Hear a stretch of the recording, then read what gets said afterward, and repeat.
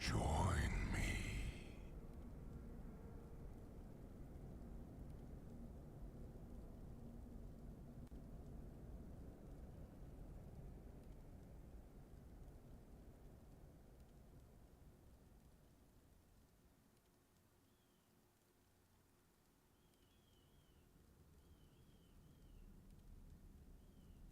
Join me.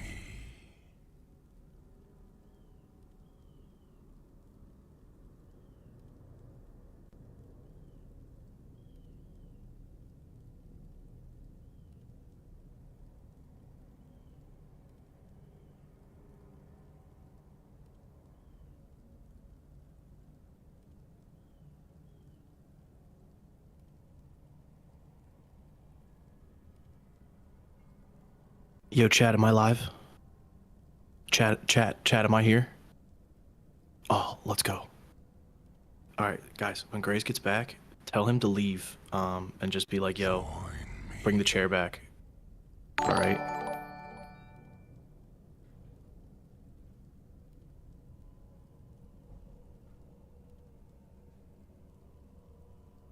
Chair was the real streamer all along. Yo, Cargos with the big rate of 9, dude. Congrats, Cargos, with the big stream, dude. Big 9 viewer Andy dog. Huge. Thank you, Cargos.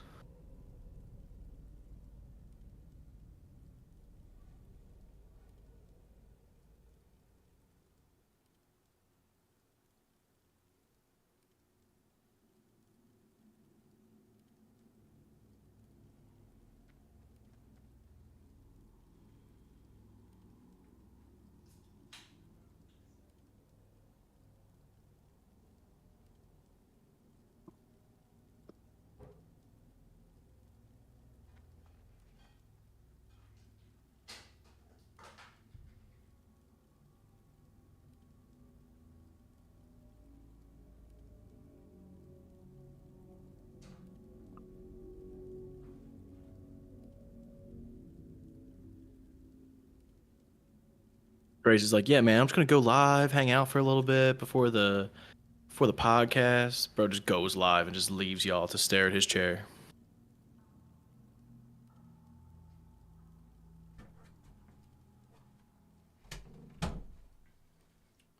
Yeah, Around the Forge episode 2 is just Grace's chair. Chair HC. Join me. Around the chair.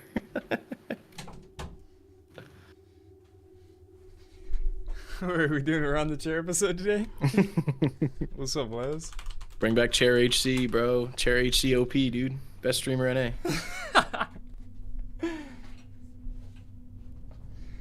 Yo, good to see everyone.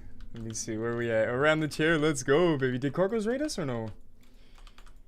Yeah. Streamlabs came through and said Cargos is rated with a rate of 9. Oh, baby. Big Yo, 9. Let's go. Nah, I think he rated. Hang on, Cargos is back. All right, yo, welcome in, everyone. Double rated? Okay, sick, man. Sick, sick, sick. Let me make sure.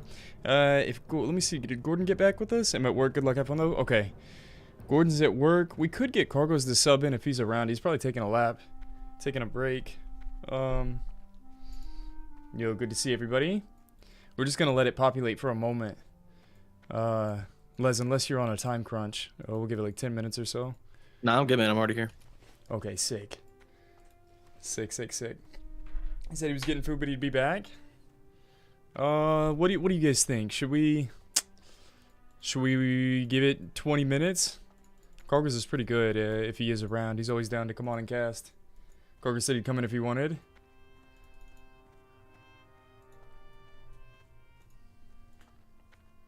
Make sure everything's good to go.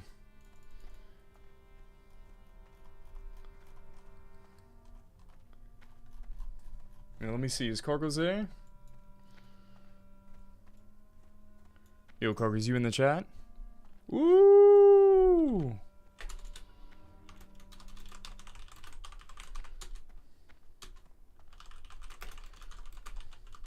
Damn, bro, I was watching your stream on 160p, dude.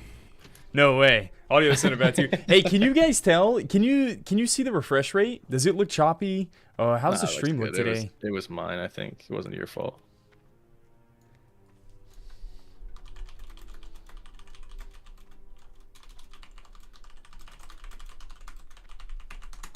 It's smooth. Yeah. So I found out yesterday. Look at this. Let me see what's going on. We got Lesmos out here. We got Lichtblick out here. Lichtblick. What level is she? Level 22. Probably competing is what it looks like. Yo, Les holding it down for Team No CC. You love to see it. I just blinked instead of casted my rod. It's a tough day.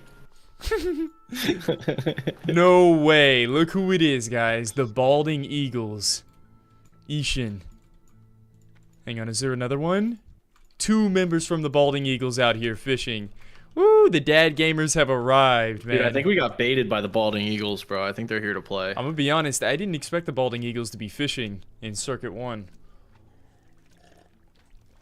That's pretty sweaty, man. Well, why is everybody Alliance? I can't inspect them. Damn, dude, they look stacked. What is this guy wearing? No, the Balding Eagles do not look like they're messing around, bro. I think we got baited. Actually jebaited. Look at these guys. Stand by 2 proud members of the Balding Eagles. Go to the Venture Code camp. Yo, Cargo said 15 minutes, if that's cool. I'm down. Okay, 15 minutes sounds dope. Bro, there's so many fishing bobbers going off, I can't even tell what's up, what's down. Can't ever tell if it's my bob that goes off or not. Bro, I got 1 bar to spare. I'd like to do like some last second prep. How many days do we have? It's Wednesday, guys. Balding Eagles playing on EU? Yeah, man, imagine. I've thought for sure Balding Eagles is an NA team. I didn't think about that. Maybe they're sweatier when we think. Oh, no way. Look who it is. Bro, do I have XP for this? Should I box out some other teams? Guys, it's the Pride Wing Patriarch. What's it drop? It drops the Bisque 5 Agi Cloak. Oh, tagged it. Who's this level 30? Do I have the XP to spare? Oh, I'm going to be so sad if this makes me go over. He might drop a shield. I don't know if he could go over. Will it? Oh, God, I don't know. You're really close. I'm 1 bar over with Reston. Or he drops a sword, not a shield. Alright. Yo, this is part of the gold farm over at McFarlane Lake. This guy respawns like crazy. Dude, I'm actually cutting it close on XP. I still have all of the Wailing Caverns pre-quests to do, and then I was going through my bis today, and I'm like, yo, I got a couple quests to do that I didn't think I had Hold up, Bobka told me not to kill it. Wait. Bobka said, don't kill, you're way too close. Yo.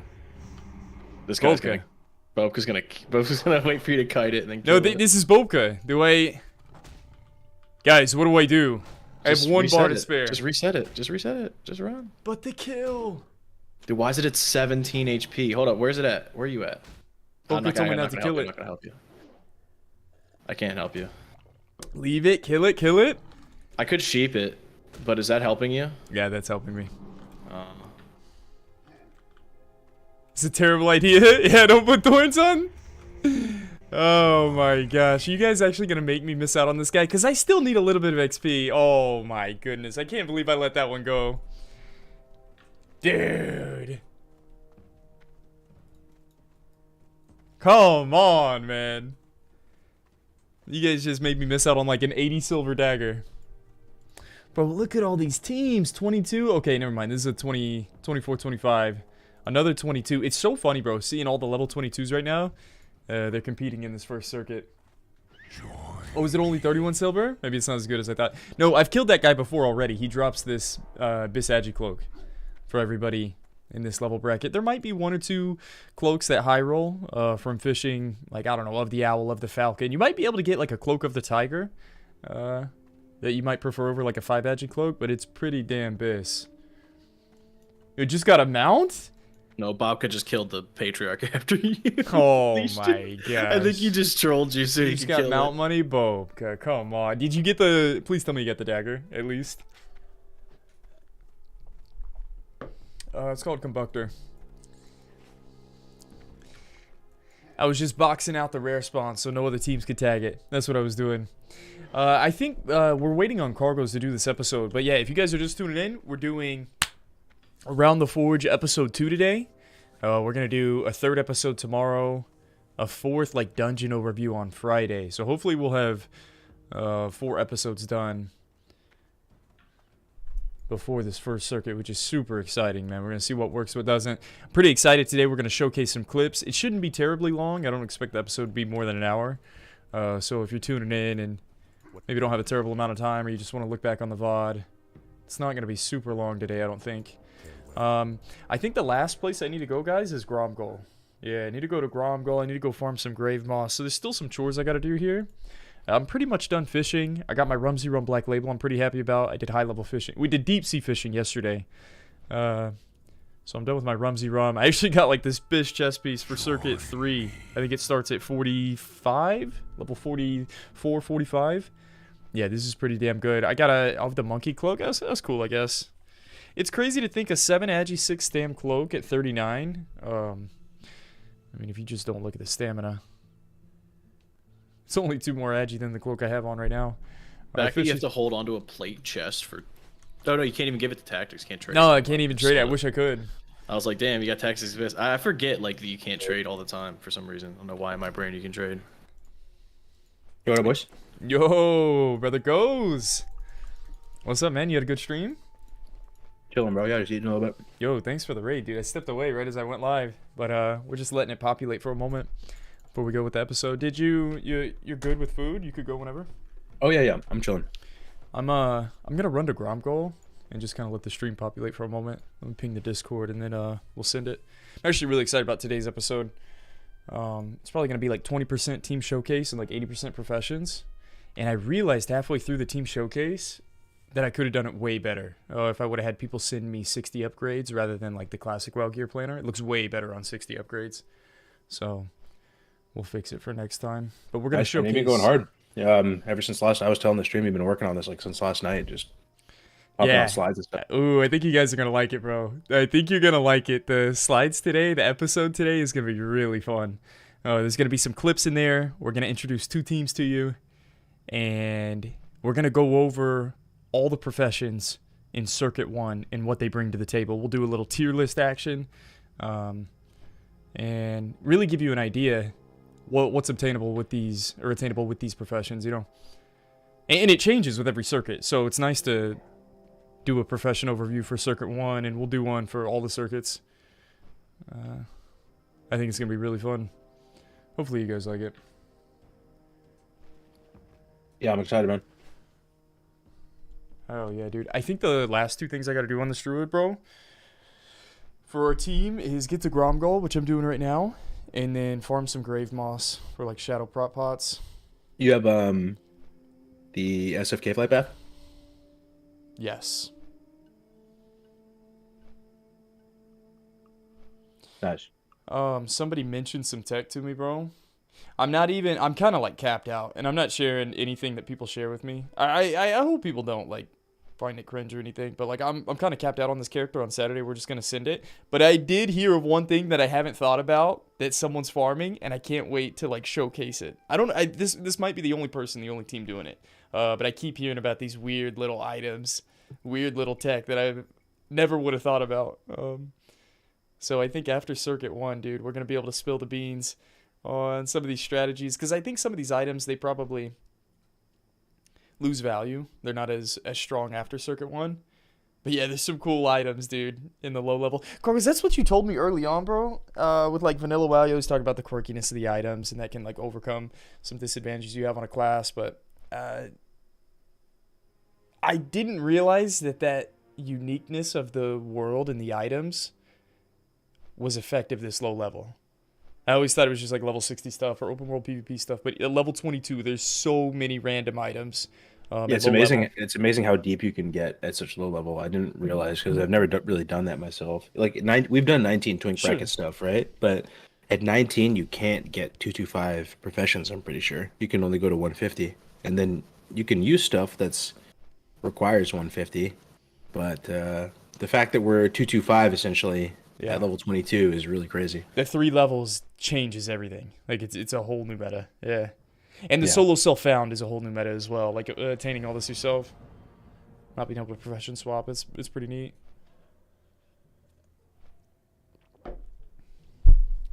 Shout out to Eric Dodds for all the weird engineering items in the game. Really? I don't recognize the name all the time, but I need to read my John Stats book, Jerome.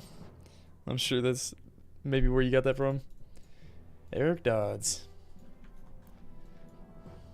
Bro, I changed the refresh rate yesterday after Sarth told us. And I don't know if you can tell on stream. I honestly don't know if the refresh rate is broadcasted through here. But I had it on 60 hertz. I got a 144 hertz monitor with this widescreen. But it was default set to 60 hertz. And I changed it to 144. Bro, I feel like I'm in an anime. I feel like I'm in a machinima. I can't even change mine. Mine's like, I have a 144 hertz monitor too, but I can't change mine. I don't know where I gotta go to do it. Oh no, mine's on 144 hertz now. We're good. No, it blew me away whenever I did it. It's like, holy cow, I can tell instantly. Everything's buttery smooth. Yeah, bro, 100%. You don't notice it until you move off the 60 hertz, and then once you move off the 60 hertz, you're never going back. Yeah. You're never going back. It's sick. It almost looks fake, dude. Like it's in a weird way. It's messing with my eyes. But I'm pretty excited. I got a ton of rested farmed. What's today? Wednesday. We still have 2 more days of rested that we can farm. It's like Rock Lee dropping the weights. That's what I'm saying. Bro, is it already Wednesday? That's crazy. Week's going by fast. Yeah, Saturday's gonna be here in no time. That's what I've been telling myself. Like, this league is gonna be over in the blink of an eye. But you know what I realized about the leveling? I don't even know if I should say this right now. Should I say this for the show? I have no idea. Oh, you can say it. I'm gonna say it anyway.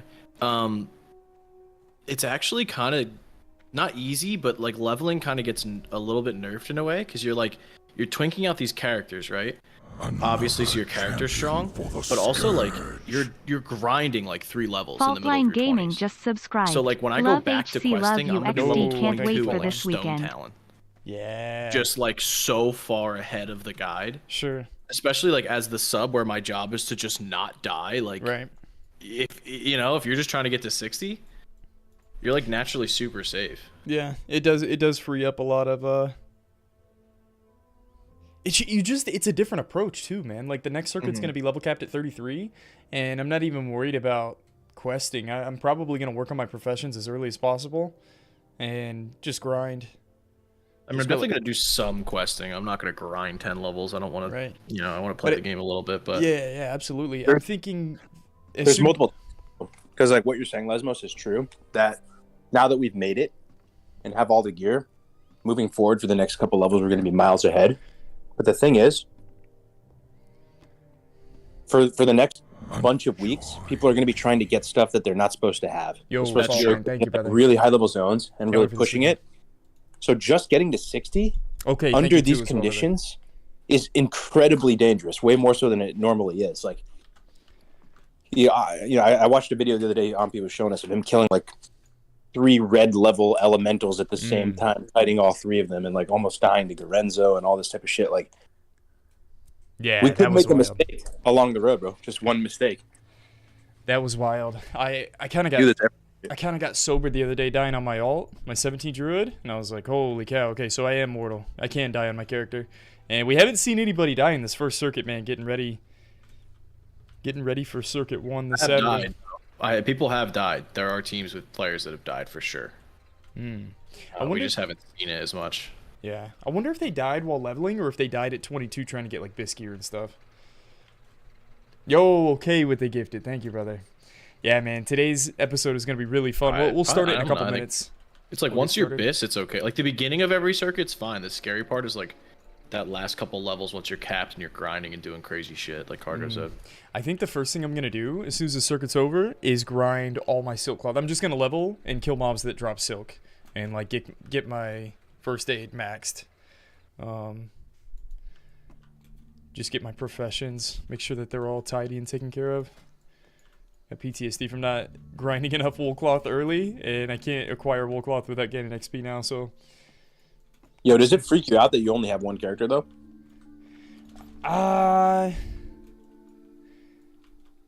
Not as much. I think because I died on that character, I realized... I mean, I can't do anything about dying during the circuit, but I don't think I'm going to die in between. And I think that it's going to affect my decision-making whenever I'm trying to get a slight upgrade. I may just play for the long game. All bets are off on the circuit. You know, if we do something crazy, if we die, you know, it's GG, just roll again, no big deal.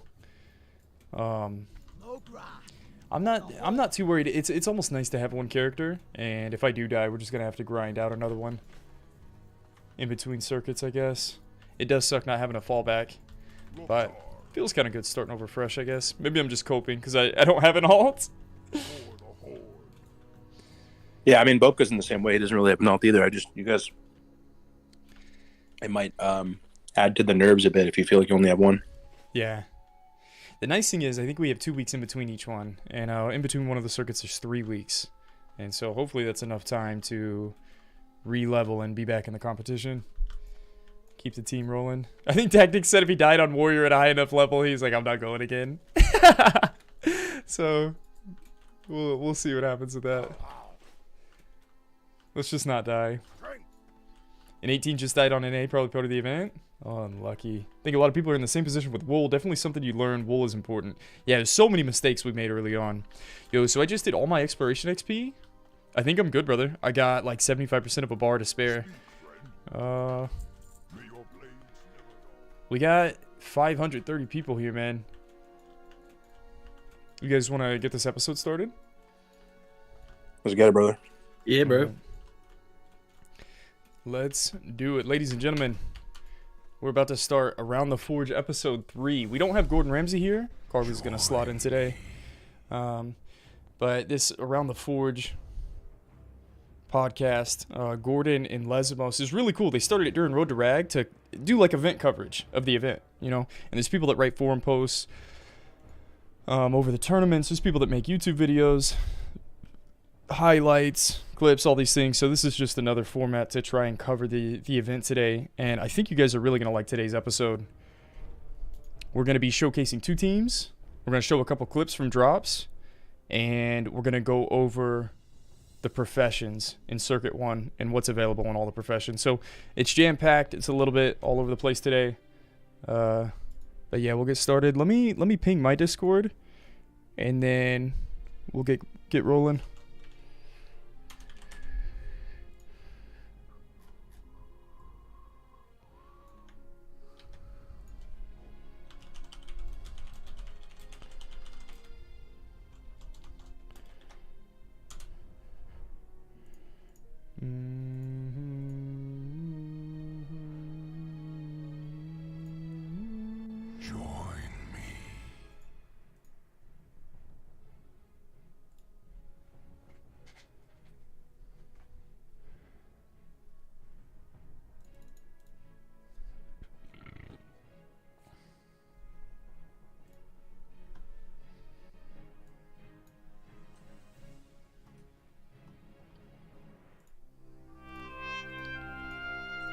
Alright, we'll get started here in a second.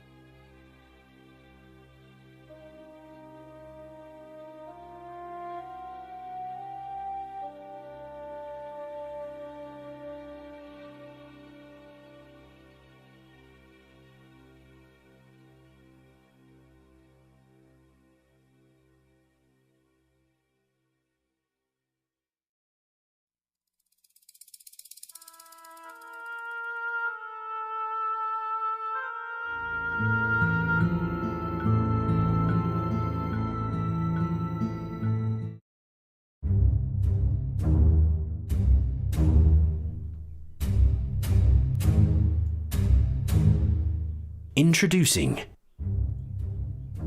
a new league for WoW Classic. One life, where death equals delete. Welcome to Hardcore All-Stars, Season 1. Participate in 10 live events for $5,000 in prizes, with 2 ways to compete. Rally your friends for the first Hardcore World Tour. Compete as a team and survive 4 punishing dungeon circuits. Make it to level 60 to enter the final showdown. Or compete solo in dungeon drafts. Make a fresh character. Enter a draft. Be the first to clear the dungeon. And claim victory. The action starts on February 25th, 2023.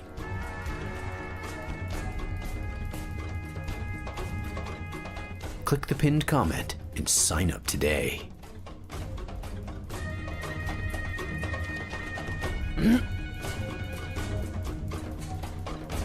Hardcore All-Stars.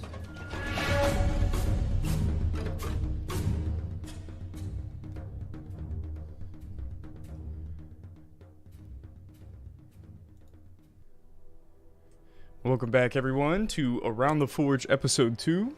We're excited to bring you a team showcase overview of 2 of the teams participating in Circuit 1 this week. We'll see if they survive the first circuit. We'll see if they make it to the end. As of today, I think we have over 30 teams. We're going to do 2 teams today. Hopefully we can do another 10 to 15 tomorrow once we get the format down. But as you can see, this Saturday is going to be the first circuit where we go through 4 dungeons. Caribou just and so you're going to subscribed. get to see how geared some of these characters are in preparation for WC, Deadmines, SFK, BFD. And so, yeah, we're accompanied by Cargos. We got Lesmos here, who started the whole podcast idea. It's great to have these guys with us. Let's get straight into it. Thanks for having us, bro. It looks really good so far, the stream. Good to be here. Yeah, man, stoked to be doing it, dude. It's been last episode was so fun. I'm glad we got to keep kind of the same format as Around the Forge of years past. So I'm excited to keep doing it with you guys, man. Thanks for having me. Yeah, it's great to have you guys and everybody in chat. Let's get into this team showcase. We'll introduce one of the teams to you. You may have saw them in the first episode. Our first team is Team Nemesis. These guys have Dwaths. I forget where we put these guys. They might have been front runners, where we put them in our tier list. But Dwaths, he won the first 2 Ragefire Chasm and Wailing Caverns Tour Cups. So these guys have been playing a lot of hardcore. They've been around the block. And we're going to go over 3 of their characters' BIS list today. And the first character we're going to look at is Dwaths, our Troll Rogue here. And that is so cool that they submitted their gear list, man. That's awesome. Yeah, we have a couple different ways we're going to display it today, but this is going to be, we have 3 characters on this team where we can show their gear. And so, yeah, as you can see, we're looking at Dwaths. He's the rogue, he has engineering, and so of course he has his green tinted goggles. He has patch leather shoulder pads. I guess he hasn't fished any shoulders up, or he didn't do that quest that I did for like the 5 stand 4 spirit ones. He's got a 4 agi cloak. It's a BOE. He didn't get it from the rare. Dude, he has Beauregard tunic. Ooh, that is huge. Oh my god, where's that from? That is on insanity. A rogue? What is that from, bro? Bro, that's from the Timbermaw quest. Where you plant that banner on the hill and like 8 Timbermaws come on top of you. That one? Ooh, the one that that's Nev, the quest. Nev and Oz died to in that legendary hardcore duo clip. Yeah, that's right. Yep. Don't 7 tell him edges this to man stem. sold it at 20 or whatever. Sold it at 22 on a rogue, man. We don't have the clip today, but I have seen one other clip of somebody else soloing the quest, and maybe we'll showcase that in an episode after Circuit 1. We don't want to leak the shreds. Some of these clips we're actually going to show later on after the circuit's closed, so you guys can see like how they did it afterwards. We don't really want to leak people's strats too early on. It'd be a little bit unfair to those who are doing some real cutting edge stuff. So Yeah, it's you guys so will fun. get to see it very soon, man. We do have some clips of these guys' gear in here though. He's got the vendor bracers, gloves of the moon, pretty safe. He's got 2 just random BOE weapons. He may have fished up or just found them in the open world. These are super strong, 22 and 21. Yeah, man. Bro, this those are guy's cracked. insane. Those are Yeah. absolutely cracked weapons. Oh my god. This rogue is looking pretty good. Also, Cargo's... You know what's crazy though, Graham? Mhm. It's not a perfect character though. It's not a perfect character at all. He's missing shit. I like that. That somehow we were so hard stuck by XP and resources that you cannot pull off a perfect character. Like, I see his cloak, not the rare cloak. No Warsong boots. Like you can't have your cake and eat it too. You know, you have to. You kind of just choose what you go after. But he did a great job. Yeah, he has Ring of Scorn, Bounty Hunter's Ring. Dude, he got Gnomish Universal Remote. On Horde, it's pretty difficult to get. We'll talk about that later today. He got Agile Boots, not the Warsong ones like Cargo's talked about, Stalking Pants from the vendor, and then he got the Isha Walk Quest. So that's the Wasp, our Troll Rogue. So I actually ran into this guy fishing the other day, right? I was Wasp. fishing. I ran into the Wasp. I was fishing. I was training fishing in Duratar, and DeWasp ran up, and I challenged DeWasp to a duel. Mind you, I was level 20 at the time, and my character is not done. His character was complete. DeWasp two-shot me each time we dueled. So shout out DeWasp for that. Character is very strong. Can confirm weapons go burr for sure. Definitely hurt. So yeah, some of these characters are coming in very strong and absolutely like destroying what like a typical hardcore character at level 22 would look like. As someone who has recently gotten one-shotted by Winky's Rogue during the Warsong Goldshire hardcore event, these low-level rogues are very strong, man. They do a ton of damage. This is so fun to get an inside look at some of these teams. Let's move on to the next character. This is Enderer, the Hunter. I ran into this guy fishing too. I saw him at Merkfallen Lake. Lesamos. We ran into different teammates. He actually sent me some of his strats that he got. This is really similar to the Troll Rogue, but obviously as a hunter, he has access to some of these higher level quests, Warsong Boots. Oh my Bulldog god, Tunic. rigid shoulders of agility. Oh. Actually, that's worse than mine. I have 3 strength on mine. Oh, do you? It's still bristle crazy rifle. though. That's Still, how good sound- teams are though. It sounds cooler though, like of agility. I wonder where he got these from, if it was in the open world or if... Bro, you missed the fished 'em up. trinket though. That wasn't recombobulator before, by the way. Oh, this is Gnomish Universal Remote. Yes, but do you know why he has this? And this is also crazy tech. I didn't even think of this, bro. Does the chat know why this is here? It's for the boys in Dead Mines, right? That summon the mechanicals. Yeah. So I don't know how long they last though. Maybe like there's a chance that maybe it lasts for a while, and this is insane. I mean, you're probably not going to get 2 MCs with it because you're going to be done with that room in 3 minutes, but Yeah, no, it's cool. Imagine a full team of engineers with a Gnomish Universal Remote. I want to see this play out in that Dead Mines run. You know, are you going to kill the mob so fast they don't even spawn it? Do you purposefully let them spawn and mind control it? If you MC it, does it just go pull the whole room? You know, there's so many questions. true.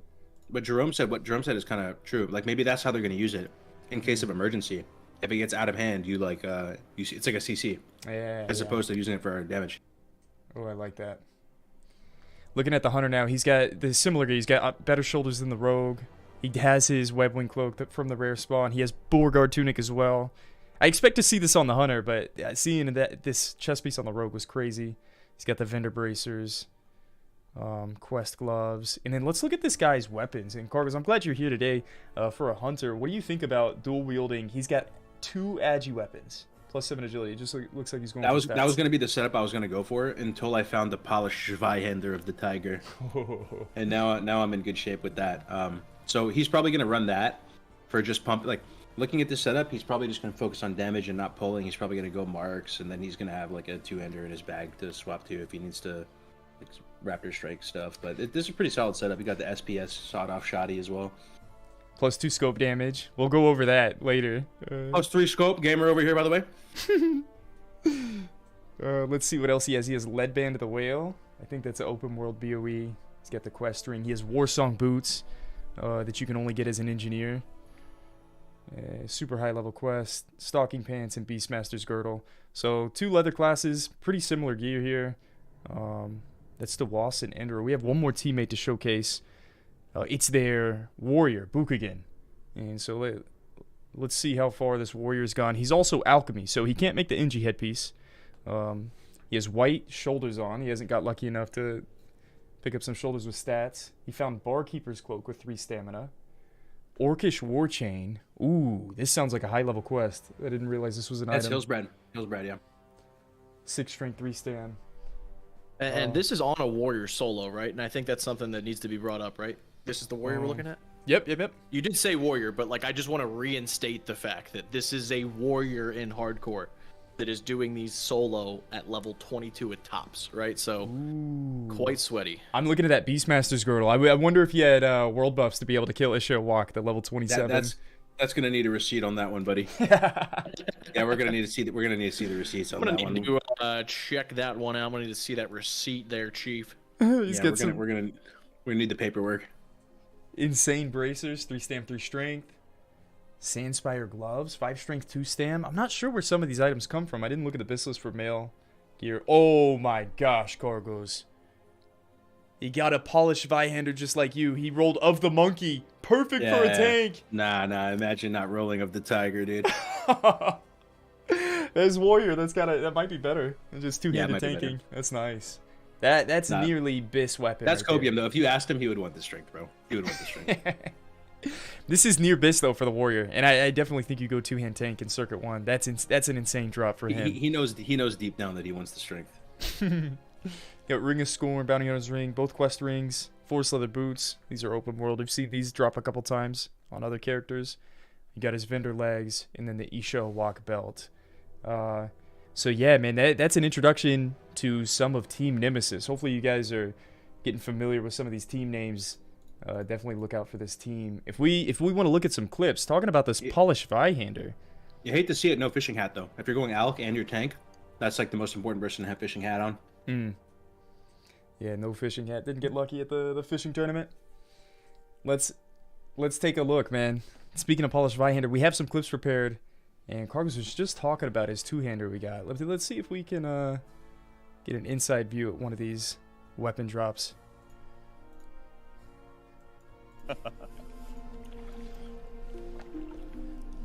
It's been a super fun stream though, man. I've really been enjoying the streams recently. You guys are amazing chat. Like everyone is cool, not many trolls, like just nice conversation. We're just hanging out, talking hardcore. Oh shit! Oh my fucking god! Let's fucking go! Let's fucking go, son! Let's fucking go, son! Let's fucking go, son! Let's fucking oh my god, I'm waking my daughter up, bro. Oh shit! Let's fucking go, son! Where's Gray? Where's Gray at? Let's fucking go, son! Let's fucking go, son! Let's fucking go, son! Let's go, son! Oh my! What did you get, motherfucker? Boker. You gotta Link it! Stop It's yelling, bro. over, dude. This Boke is such a fucking character. Boke is like happy for you because you're on his team, but he still wants to top me. So he's like a little all time too. Go, son! Yo, that's insane, dude. That's. Let's go, Cargos. Yeah, that's what I'm talking about, baby. Oh man, that makes me so happy. I've never seen Cargos so excited in game. Over a circuit 1 level 22 bro, who in the history of WoW has gotten excited over a polished Vihander? Like this weapon is dog water. Like it's not even a good 19 twink bracket thing. Like this is a completely crazy new meta level 22, you know? Like this weapon has never gotten any spotlight ever. Except for right now. But now it's his time to shine, dude. The Vihanders, they were the meta all along. We should have known. It's so exciting, guys. We've seen, like in our team Discord, everybody's posting screenshots of all the green weapons or green gear that they're fishing up and all these random rolls. It really is a whole new meta. And I know there's a lot of teams that have shared the same excitement with like bis items that have dropped. And so that was a cool one to highlight. We have another clip from Showbeck I want to take a look at, who had a similar reaction with one of his rolls from fishing. Let's take a look.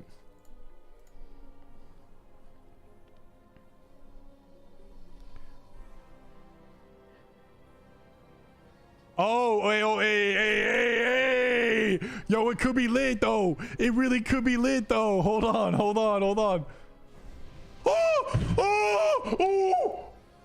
14 and 10 power fucking boots! We fucking pulled, BG! We fucking pulled!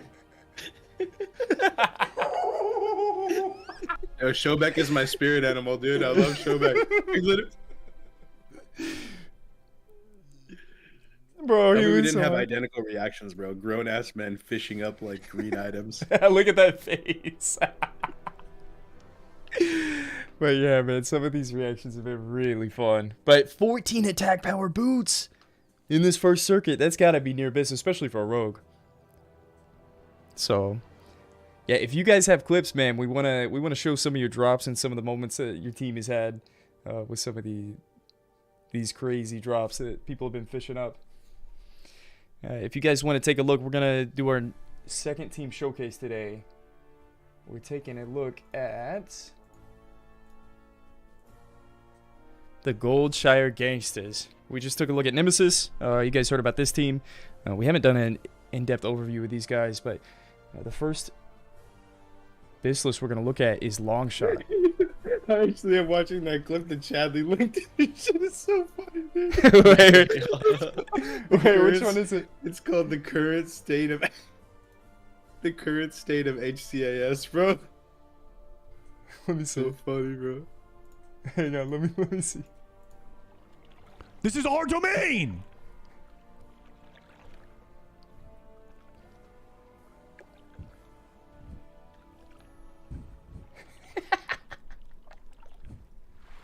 Yes! Yes! Yat! Yat! Yat! Yat! God damn it! God damn it! Get in!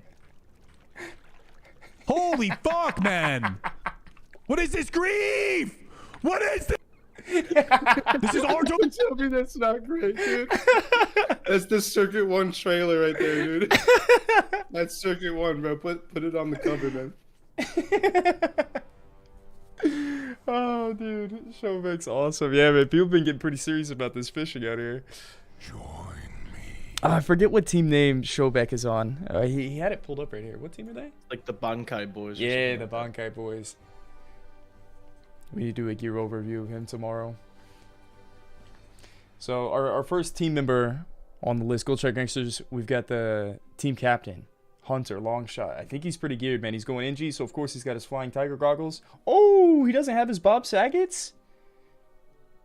Doesn't have the Moss Agate, the tier 2 fish, tier 2 goggles? Sometimes It's you a just hot can't. commodity out there.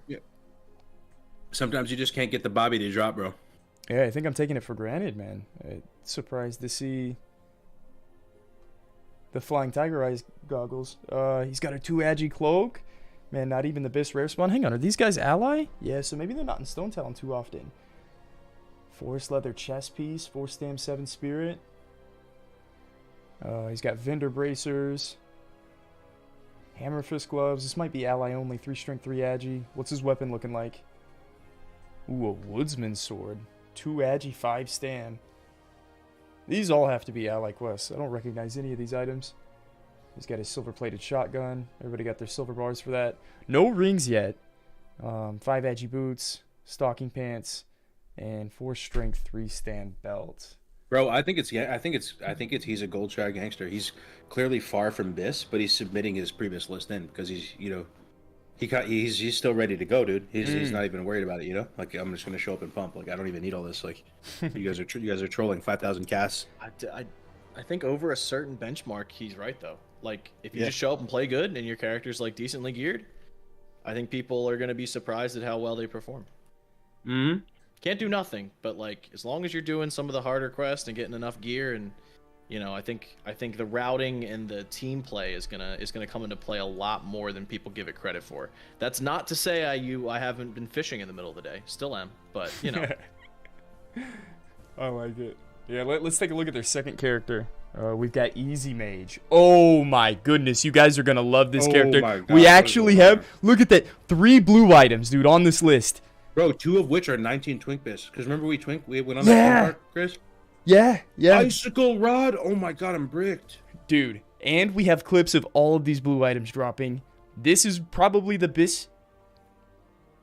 Biss-geared mage in Circuit 1 that you're looking at right here. Easy Mage on Goldshire Gangsters. Jeez, wow, this guy's insane. Obviously the carry. He's got green tinted goggles. He got his Bob Saget's enchanted Moonstalker cloak.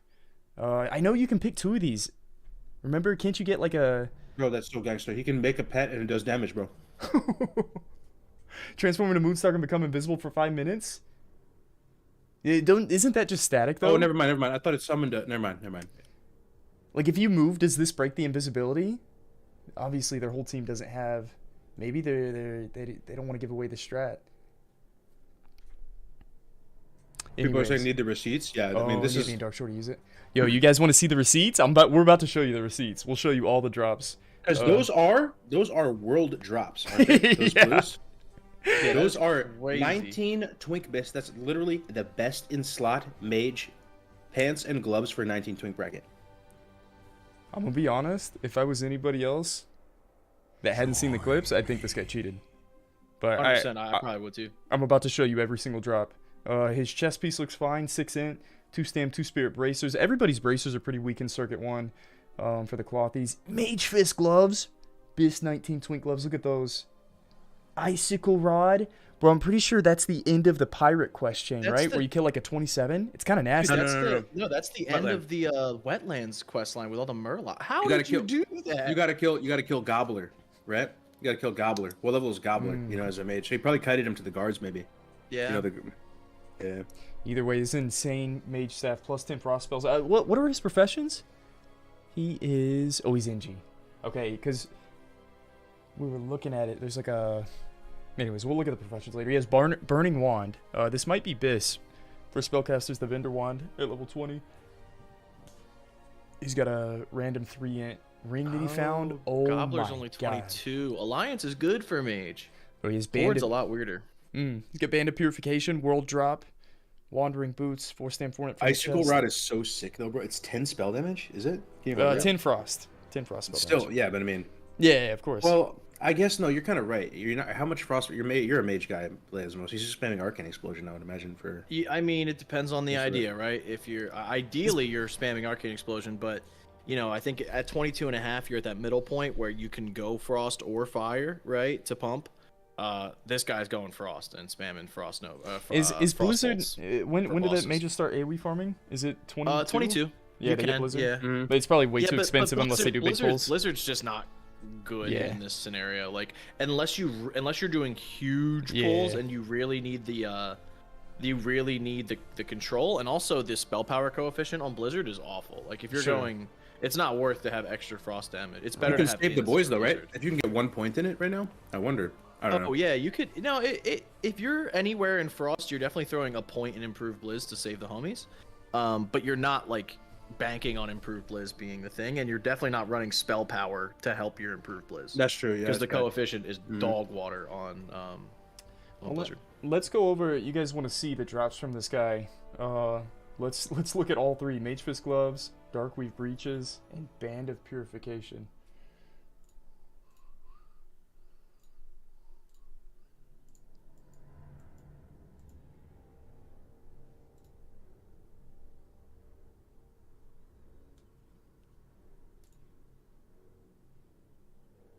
There may not be any audio. Oh, he's killing a rotting slime over here. I'm not even sure what quest he's working on. Maybe he's just grinding in the area. There it is, dude. Oh. They're so good. He's dude. freaking out. He's spamming it in guild chat right now. He's telling his friends on Discord, I just got my best legs. Yeah, you can't hear him. So good. That's awesome, bro. That's so sick. He has both recorded. So he's recording all of his gameplay, Giga Chad. Alright, here comes the next blue drop. This guy's just crazy blessed the whole time. Is that what's going on? I think so. Out of a chest? No way.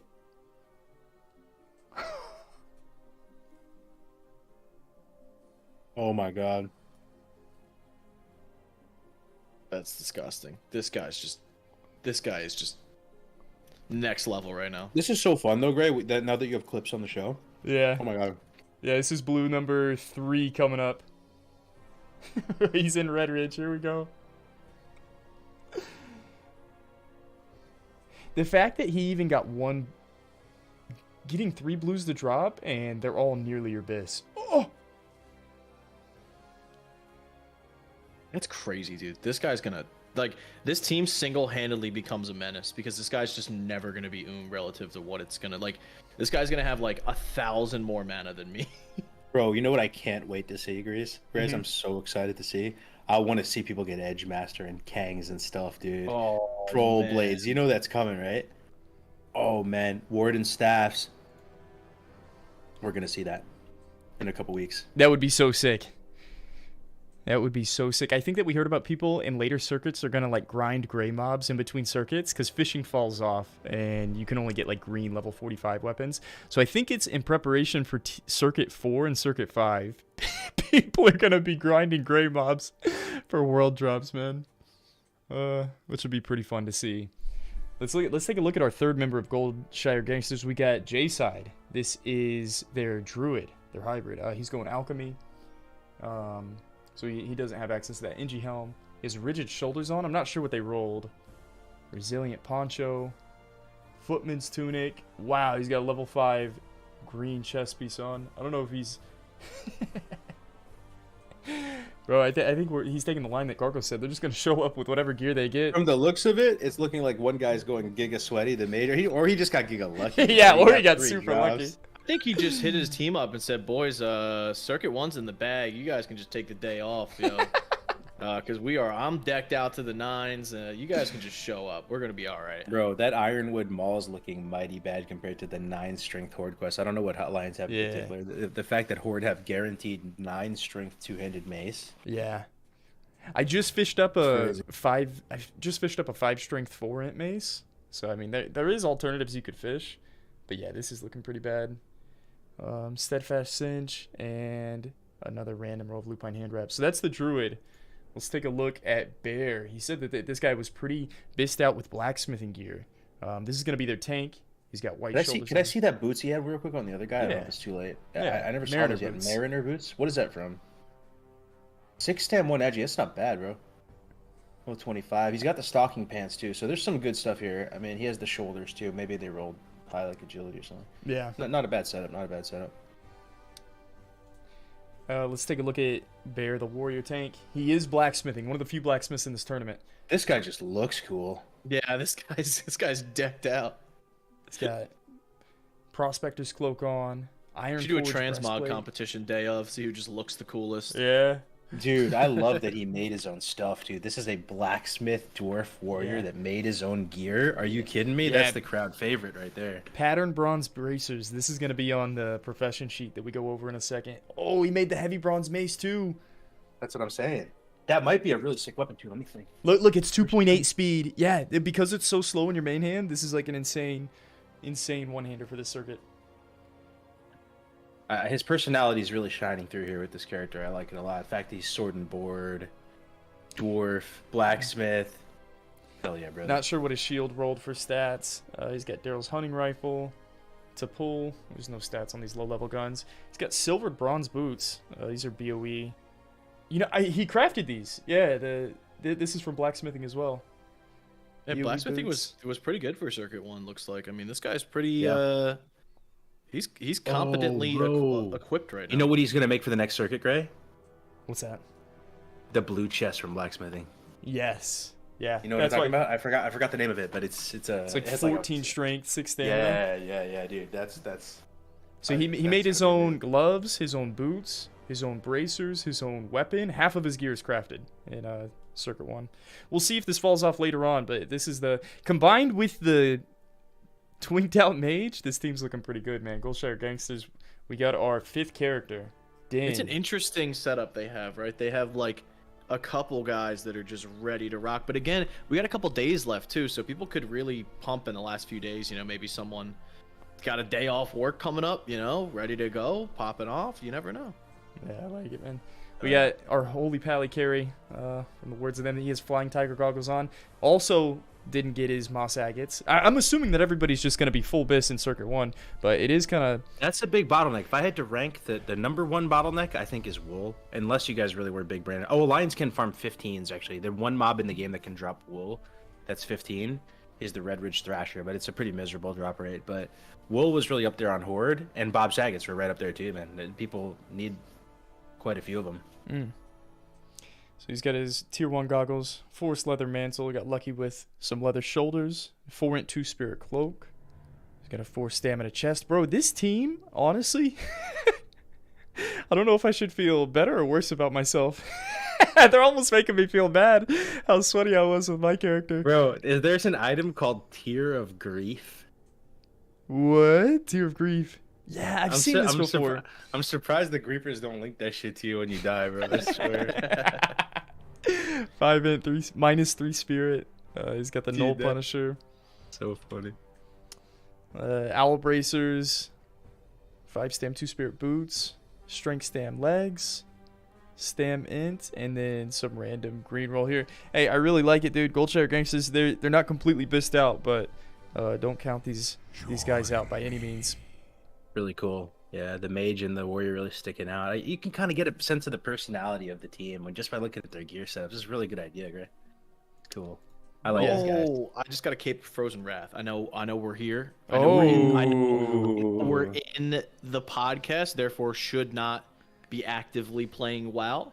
But I would like to announce that I got a cape of Frozen Wrath. Rad. Yo, let me get a W in the chat for Lesmos. That's our teammate. I cannot confirm or deny if I'm checking potions in Booty Bay right now, so it's all good. It's actually dog, but I got excited. It's not even that good. It's a low level one, but it's still W. But those are our 2 teams. Guys, if you're participating in Hardcore All-Stars, we do need more submissions. After the show, we're going to do a new overview. Probably use 60 upgrades. I like this layout. But yeah, that's an introduction to Team Nemesis and Team Goldshire Gangsters. And hopefully we'll do another showcase tomorrow if we get some more submissions. We have some already that didn't make the cut today, just in the interest of time. But those are our 2 teams. The next thing we're going to take a look at are the professions. And so if I can get you guys to take a look, we're going to do a tier list over the professions in Circuit 1. Everything that you can get available at level 22.5, maybe 23, 24. And we're really going to break it down and see which professions are good, which ones aren't. And we'll do this in every single circuit. So stick around with us and help us rank these professions on this tier list.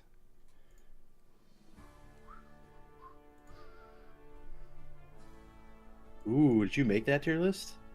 Yeah, Lesmos made it for us. Actually, no, I just found this one. To be honest, I don't even want to take credit for it. This was just actually like perfect for what we needed, right? It actually is like the perfect tiers. Because we got S, which is like your best overall tiers for all these professions. I think a couple might fit in there. You got good and will stay good. You have good at the start, but will diminish. You have not great, but there's a place for it. And then you got not worth it, but whatever. Which is kind of like, if I had to name these myself, this is exactly what I would have came up with. Yeah, So this we is just use perfect, this. man. I love that alchemy slide on the right, too. Looking crispy. So, chat, everybody, if you can do an S, A, B, C, or D, how do you think Alchemy is going to rank in Circuit 1 at level 22.5? Just using all your previous vanilla WoW knowledge. How OP is this profession going to be in Circuit 1? Not at level 60, not later on, just for these 4 dungeons. What's everybody think? Depends. What level can you use Lesser Invispot? Ooh, it's level 23. Yeah, we'll take a look at it. So, 23. 23. So Lesser Invispot might actually see some action after the first dungeon's cleared. Yeah. Kind of insane. So they can't use it on the first dungeon, though, those rascals in Circus. But it's a 10-minute cooldown, so they might get 1 or 2 uses out of each dungeon if they plan it correctly. But I see a bunch of A's. I don't think S tier fits for Circuit 1. I don't think it's. I think it scales a lot harder later. Like, I think NG's going to be nuts soon. Yeah. But I don't think it's nuts for Circuit 1. And the fact that you can't even use Lesser Invispot right away, you have to wait till 23, and then also, the regular Invispot you can't use because it's way high level. And the thing is, Gray, you can use minor agility, or the agility potion, the 15 one, or no? No, I think that requires like level 28. So we'll see that in the next circuit. Yeah, so that one's GG. So what's the damage increase you get from NG right now? Do you get any damage increase from NG? Other than just grenades. from NG. Well, no. Oh no, not NG. Sorry, Al. Oh, you're talking about Alchemy. Oh, what's the damage Well, what's increase? You get 4 strength. 4 strength is all. Yeah, that's like the only offensive potion that you have. You could farm the 8 strength elixir, and then you got to get lucky with a 4 agi or an 8 agi world drop. But I think those are the only offensive potions. Correct me if I'm wrong. We're gonna go over it today in a second. That's pretty dog water, bro. That's the only offensive gain you get. And considering fishing, we can fish up, and like vendors, we can get all of our healing and mana potions that we need. Alchemy, does it diminish later on? I think it's just gonna be. Is it even good? Is it even good right now? I don't know, dude. I mean, the thing is, okay, if you get the 4 strength 4 agi, does that? Can you scroll on top of that, or doesn't it take the scroll? The scroll uses the same buff slot. They may not stack. I guess it depends. I feel like they don't though. Yeah. Oh, Parla's just laughing. Parla, this is for Circuit 1, brother. We're not talking about 2, 3, 4, 5.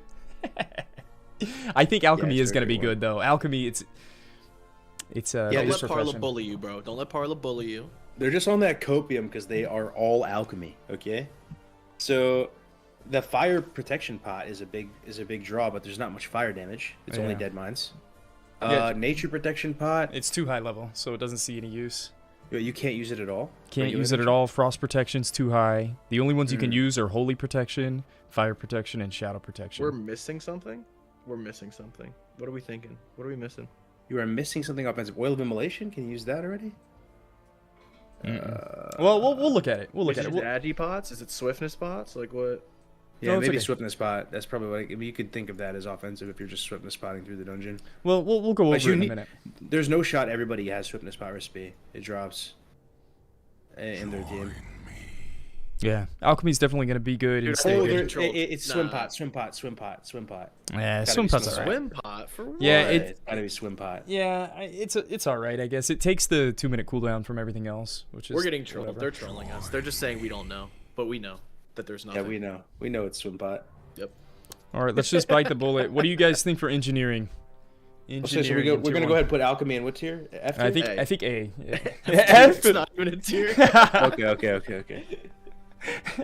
What do you guys think about NG? Is this just an easy S? For Circuit 1, Cargos, do you want to talk about math real quick? Yes. If you have 4 people with engineering, please do the math for the people. Yes, I'm one of the least quantitative people on the planet, but according to my calculations here, if you all at least have heavy dynamites, we're gonna go ahead and take the median, 128 to 172. We're talking about $150-ish per dynamite, times however many you're doing it. So on our team, we only have 3, but let's say in theory you had all 5 NG, right? That's 750 damage on one volley of dynamite. 750 damage. I think the elites in Dead Mines have like 750 health. So it's a ton of damage. It's only a 1-minute cooldown on dynamite too. It's not like other things with 2-minute cooldown. You can use advanced target dummies. I think you could probably use even the masterwork ones if you could get high enough NG skill. All those dummies don't have a level requirement to them. It's all just. I'm gonna be honest though. NG. Those lesser invis spots, bro. If anybody tries to do these skips, if we have 3 engineers, we can literally just target dummies, sit on an evade spot, and use it as a skip. It's not as effective. At that point, you may as well just clear the mobs. But we could use target dummies to either skip ahead or just, if we overpull, like I think we're going to, I think target dummies give us a lot of leeway. Super safe. And yeah, it seems like NG scales really well in this first circuit. And it probably stays good, but definitely... You get offense, you get defense, you get CC. Like, we talked about that gnomish remote. That could be really cool, man. You CC one of those pets, and I don't know how long you actually get control of it for. Imagine you get it for like 15 minutes or something. That would be insane. Yeah. But we'll do a deep dive on NG in a second. Let's take a look at our secondary professions. Let's go cooking. Just what do you guys think about cooking? How does it affect us in this first circuit? What are the benefits of it? The first thing I'm thinking of is maybe Thistle Tea for rogues. I'm not even sure if I've heard of a rogue doing the Thistle Tea quest yet, but I feel like all of the this seems weird, but I feel like all of like the tertiary professions are all just S tier, right? Because you can have all of them, right? And they like you can have you don't have to give up anything to have I disagree. them. I You disagree. disagree? Okay. Yeah, because Circuit 1, we're all hard stuck on wool. No one's bringing wool bandages. If you use wool, if you made wool to make bandages, used wool to make bandages, you might have griefed yourself. I kind of griefed myself in my not first dynamite. one there. Yeah. Yeah, good point. You know, they use it for professions. And the thing is, like, if you're pumping and everybody's like leaning into the content and you're all geared to shit, are you really gonna be first aiding? Hey, Like, I give don't us know. I that don't know. bandage. First aid's only. I have first aid, but I only have one stack of linen just in case I have like a poison on me. I'm out of line of sight, and you know, you fucking or healer DCs or something. Maybe I can get one tick of a bandage. But I don't know how good first aid's gonna be on Circuit 1. And cooking is really good too. But tea, I think rogues are going NG. They're not gonna go alch. So alch herb, you know what I mean? So like the rogues can't even make tea. Because they're going NG. Is it? Do they need fade leaf to make this tea? I forget.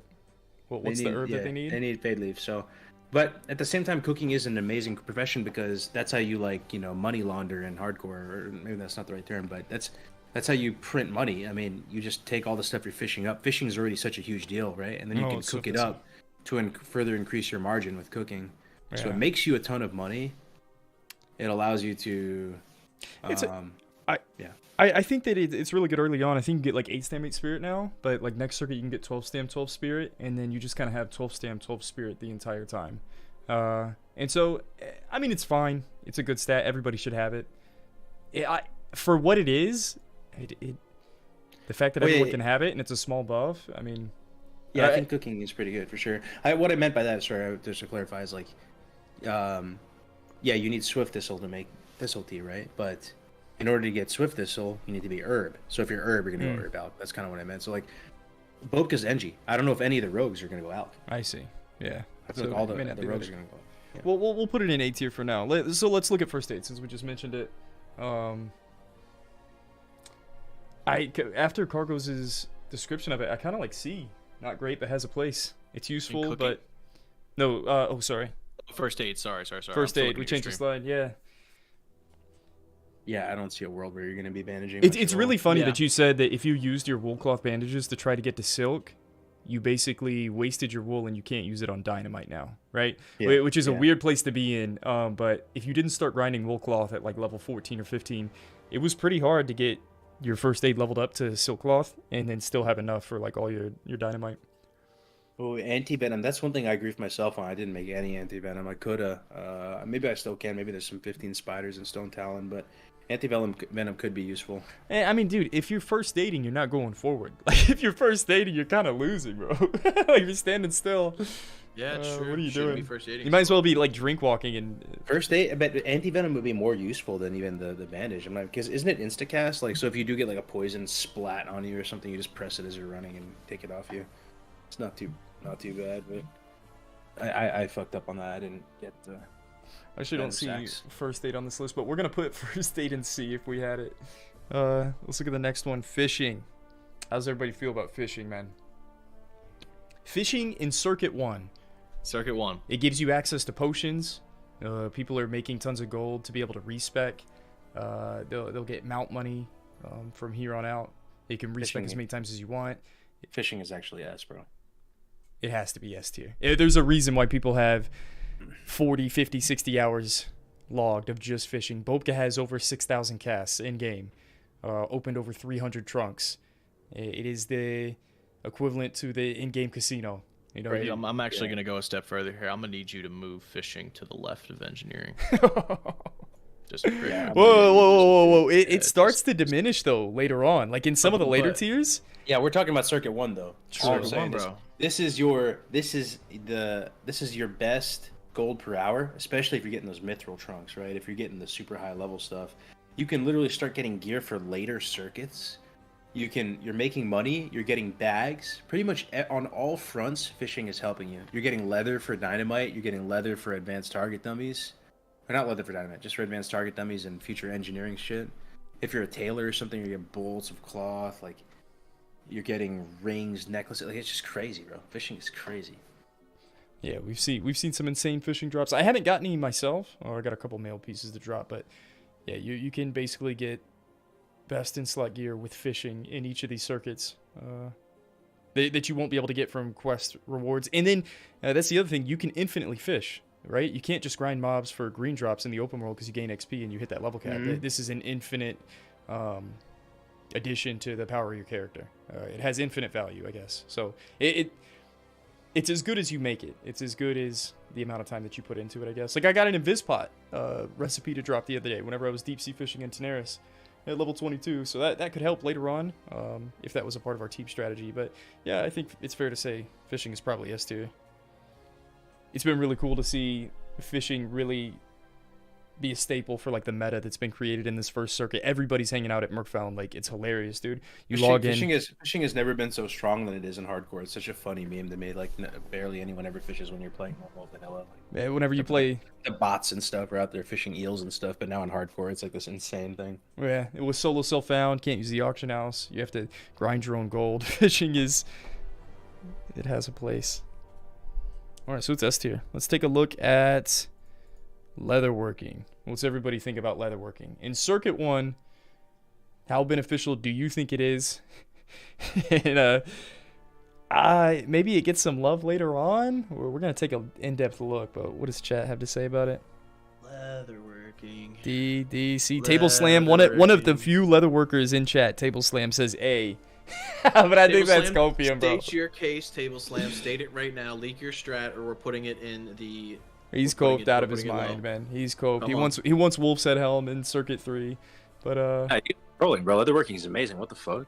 Leatherworking is garbage, dude. Leatherworking is amazing, bro. You're literally Garbage. cracked out of your mind. Well, I think it's an easy C. Leatherworking, these early crafting professions are at their strongest in hardcore probably at the start, because you can actually go kind of deep with them and make pretty much completely level appropriate gear. Like, if you went really try hard with leatherworking and you got it up to 225 or something, you're telling me you couldn't make like sick green gear perfectly around your level range, or like deviate scale belt. I know you did that on one of your runs. If you went leatherworking and you had to, you would have for sure made that, right? What is it? That's on it. It's not good now, though. It doesn't. You can't put it in that it will diminish, because you have like Wolf Head's Helm and all that stuff, and it scales, right? Like, if anything, you're going leatherworking for later. There are a couple pieces. We're gonna take a look. Yo, one last. I think we're between B and C, guys. Not worth it, but oh well. Some people probably think it's D. B, C, or D. Put your vote in chat, and we'll go with whatever you guys say. I'm going B, bro. I'm going B. I'm leaning towards C. Wait, make your case though, Gray. You've done more leatherworking than probably Les or me. Why is it it's the opportunity cost. You go leatherworking and think about what you're sacrificing by going leatherworking. Your profession locked, you can never change later on. The things you're missing out on by not being alchemy and NG. Leatherworking might be okay, but what you're giving up by being a leatherworking is just too much. That's why it's bad. So you're Alch on Druid, right? I'm Alch on Druid, yeah. What do you have to look forward to with Alch versus if you were NG versus if you were leatherworking? I actually think in-game with Mongoose, this is only applicable in like Circuit 4 and 5 with Mongoose, and I think the primary stats, honestly, bro, the primary stats and the protection potions, the absorption damage that I get from Alchemy, way better than primary stats I'm going to gain from leatherworking. You realize Wolf's Head Helm. You realize they're not only going to have Wolf's Head Helm, they're going to have Wolf's Head Helm and full Devil Sword. Nah, you can't get Devil Sword. Not in solo self-found. You have to trade with another profession for Salt Shaker. Oh, fuck. Or like re-level. Yeah, so it's you can bricked. make one. You can make one. One doesn't require cured hide, right? Isn't it like you can make the gloves or something? Yeah, I think that's copium. Let's leave it in C for now. That's leatherworking. What do you guys think about tailoring? Oh, if you thought leatherworking was bad, sheesh. Tailoring, man, come on. Do we even have to talk about it? Okay, next slide. Tailoring cracks, bro. To sell me on tailoring. Bag biz? Oh, bro. You gonna tell me crafting bags is why you go tailoring? Come on, man. Nah, You're man. coked out of your mind. You know how many bolts of cloth you get from fishing, bro? You know how many bolts of free cloth you get from the thousands of cats fishing? I don't know, bro. For what, bro? So you can make, like, it's the same thing with blacksmithing, leatherworking, and tailoring. You can make sick gear that's perfect for this level range because your professions are way higher level, so you can actually go and get the gear. I still agree it's worse than Alch and NG, but not by that much, bro. I actually think it's kind of good. Like leatherworking, the armor kits are going to be at peak strength too. What's the max armor kit you can make right now? Wasn't it like 32 armor or something? You have like 4 of them. I think if we're gonna, I'm starting to be Leatherworks is sold. better than tailoring. I actually think these crafting professions are decent. If we're just looking at Circuit 1, if we were looking at all circuits, these would be in D from the start. But I think that they fall off hard. I think they're good now. And in later circuits, they might get ranked lower. But we'll look at what we can do with tailoring here in a moment. And then, what do you guys think about blacksmithing? Bro, we just saw that guy decked out. Yeah, we just saw the guy decked out. I mean, all of those items may not be bis, but they're just drippy as fuck, dude. I think blacksmithing is awesome. Got the sharpening stones too. Sharpening stone's pretty That good. guy just looks sick. Ompy thinks blacksmithing, tailoring, leatherworking, at least in this tier. It did seem like blacksmithing brought the most to the table, and we'll look at these lists and see if you guys agree with them or not. Yeah, you get weapons, you get weapon stones, you get, there's a lot going on with blacksmithing. This is really cool, man. Okay, well, this is our tier list. We'll see if it pans out by the end of it. Let's go ahead and take a look at these professions one by one, starting out with alchemy, guys. So, what does alchemy bring to the table in Circuit 1? And why should I go alchemy instead of Engie? Or, what am I gaining here instead of being an engineer? In Circuit 1, if I missed anything, go ahead and let us know in chat. But in Circuit 1, you've got access to minor fortitude, defense, strong troll's blood potion. These are all trained from the trainer. You've got 4 strength as offensive. Oh yeah, elixir of wisdom was in between. Are you offensive sure and defensive. strong troll's blood is from the trainer? Yes. Don't you have to somewhere from a quest or something? No, it is. It's definitely from the trainer. Yeah, I think it's the next one. The stats look pretty good, man. You get 20 plus 27 health, 150 armor for 1 hour, 6 HP 5, 4 strength, 6 intellect. And then some of the tech over here, we've got Lesser Invispot that comes online at 23. So maybe after your first dungeon, we're going to see some Lesser Invisibility potions see play.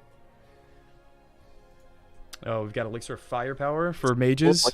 Firepower is usable right now. Like if mages want to go fire for some reason, that's awesome. Yeah, plus 10 fire damage for 30 minutes is pretty sweet. Swim Speed Potion might see some use. I mean, do you use Swim Speed Pot and BFD for your little swim? Or do you save that 2-minute cooldown? You are missing free action potion, but I don't know if that's actually going to be worth it versus anything. It doesn't actually work versus the smite mechanic, when he knocks you down. Like, I think what are you getting stunned by here? Man, in all of these dungeons, what are you getting stunned by? I'm trying to think. There's a knockdown with Roxor and Dead Mines. In SFK, there's a... No. I don't know. The thing is, bro, FAP is it's putting your potion cooldown on 2 minutes. So whenever you use these things, you got to realize you're not chugging a mana pot for most of these classes. It's just that you're losing out on damage, I think. So maybe FAP could have been in here. Those are what you get guaranteed. If you really got sweaty with alchemy, you could go farm elixirs of ogre strength. It's a world drop at level 20 plus, but it's like a 5% drop from those Knolls and Hillsbrad or the ogres over here in Duskwood. Now you're cooking gas, though. If you can get 8 strength, 8 agi, that's quite a lot. Like if you are able to get those recipes, now you're. So that recipe drops from level 26 to 29 mobs. I don't know if anybody was sweaty enough to do that. And everyone on your team needs to only you get the value, right? Yeah. So your whole team has to be farming these things. Yeah, and then I wonder, if I'm camping Booty Bay Vendor, right, getting tons of potions, so I'm going to have literally the best in slot mana and health potions. And if you're camping the Scroll Vendor, and you can actually have one guy in your team do that because you can actually buff each other with scrolls, and you get the best in slot scrolls because you're camping the vendor, are you just effectively nullifying alchemy? Maybe. For Circuit 1. Maybe for Circuit 1. The scrolls fall off and the elixirs get better later on. So yeah, maybe the scrolls do diminish the value of alchemy in tier 1. Elixir of Minor Agility, it's a world drop 1 to 19. I actually got this on my Druid, so I'm going to have 4 agi on my Druid, which is pretty cool. And you could get the 8 agi, it's a world drop as well, that drops from level 20 plus mobs. I didn't see that one. There was another elixir that I'm just now realizing, Elixir of Giant's Growth. It's a 3-minute cooldown, but it increases your strength by 8. But it doesn't take the potion cooldown of like a mana pot or anything. So that's a world drop as well in the Barrens. So that could be like your alternative for Elixir of Ogre Strength. But these are world drops if you got really lucky with alchemy that could bring to the table. And then the last thing alchemy brings is our protection potions. There's 5 schools of magic that you can absorb, And the first 3 that are online in this circuit are Holy, Shadow, and Fire. So Nature and Frost Protection Potions require 27 or 28, so they're not going to see play here. Holy Protection Potion, I think that those Naga and BFD, they cast like a Smite. The thing is, if you're Alchemy, you might as well have it. You can get the mats pretty easy. You might as well have a Holy Protection Potion. It lasts 1 hour. You might as well use it. To get Shadow Protection Potions for SFK, you need Grave Moss, and here's the Grave Moss spawns that you would be looking at. Wetlands, Southern Barrens, or Duskwood, of course. So I realized something, bro. I think I realized what they were talking about when we're missing something. What's that? The oils. Oh. Is that what they're talking about? I literally just had like a thought that you can buy Shadow Oil. Shadow Oil, Frost from, Oil.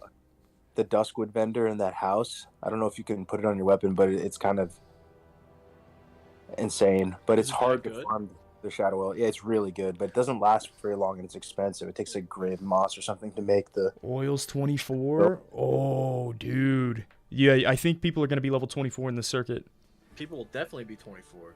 Definitely be 24. Well, I actually didn't add oil. It doesn't last very long, but like a warrior or something with Shadow Oil on the weapon is giga, bro. So, for anybody that doesn't know, the Shadow Oil, yeah, it requires level 24. It has a 15% chance of casting Shadow Bolt 3 at the opponent when it hits. It lasts for 30 minutes. So, it actually does last a long time. Okay. So, that might see some play, man. It requires 4 Fade Leaf and 4 Grave Moss. Yeah, we actually missed that one on this slot. The Protection Potions probably aren't going to see that much play, man. Maybe SFK. There's some Shadow Bolts that go out. I think there's Fire Protection or Fire Damage that goes out, like the Fire Blast and can you Deadlines. look up Shadow Bolt 3? Look up what? Oh, Shadow Bolt 3? Shadow Bolt 3? Because I think it might even do more damage than poisons, dude. Like, what if a rogue just said, fuck poisons, like, this is... And they just double Shadow Oil their weapons. Causes 52 to 61 shadow damage. I think that's... Sheesh, bro, that's probably more than poisons at this level. Wow. Fade Leaf is hard to get, Parla. It was, where do you get Fade Leaf? You probably have to be in Arathi Highlands or something to get Fade Leaf. Probably Fisher, dude. Hey, Fisher? I don't think so. But I think, guys, that is our... Oh, okay, and then, yeah, of course, you can't forget your Greater Healing Potion and your Mana Potion. They're level 22 and level 21. They're pretty easy to craft if you're an Alchemist, but the thing is, if you're Inji, you have access... If you're not Alchemy, you can buy these potions from vendors, or you can fish them up in the Tier 3 trunk. And I think the most common spot would be Dustwallow Marsh. This is where some teams may be doing this. I haven't heard or seen anybody fishing off this coast. The only reason you'd be doing it is for these potions from these chests right here. But yeah, those are our healing and mana pots that you're going to get. So overall, Alchemy seems pretty good. Seems decent in Circuit 1. But I think... I was going to say it's kind of bad, honestly, until I realized the oil, bro, because like these are negated from the vendor. The scrolls are going to be literally better than the buffs. You get Swim Speed Pot, which is kind of cool. Swiftness Pot if you're lucky enough to get the recipe. Nothing essential, bro. Everything you can get with just effort from going to vendors and stuff. But the oil, kind of game changer, man. That is sick. That is sick. So the Shadow Oil might see play at 24. And I guess Lesser Invis Pot will probably see play. Yeah. If it's 24. So that is kind of big. That's exciting, man. That's everything available with Alchemy in Circuit 1. Let's take a look at Engineering.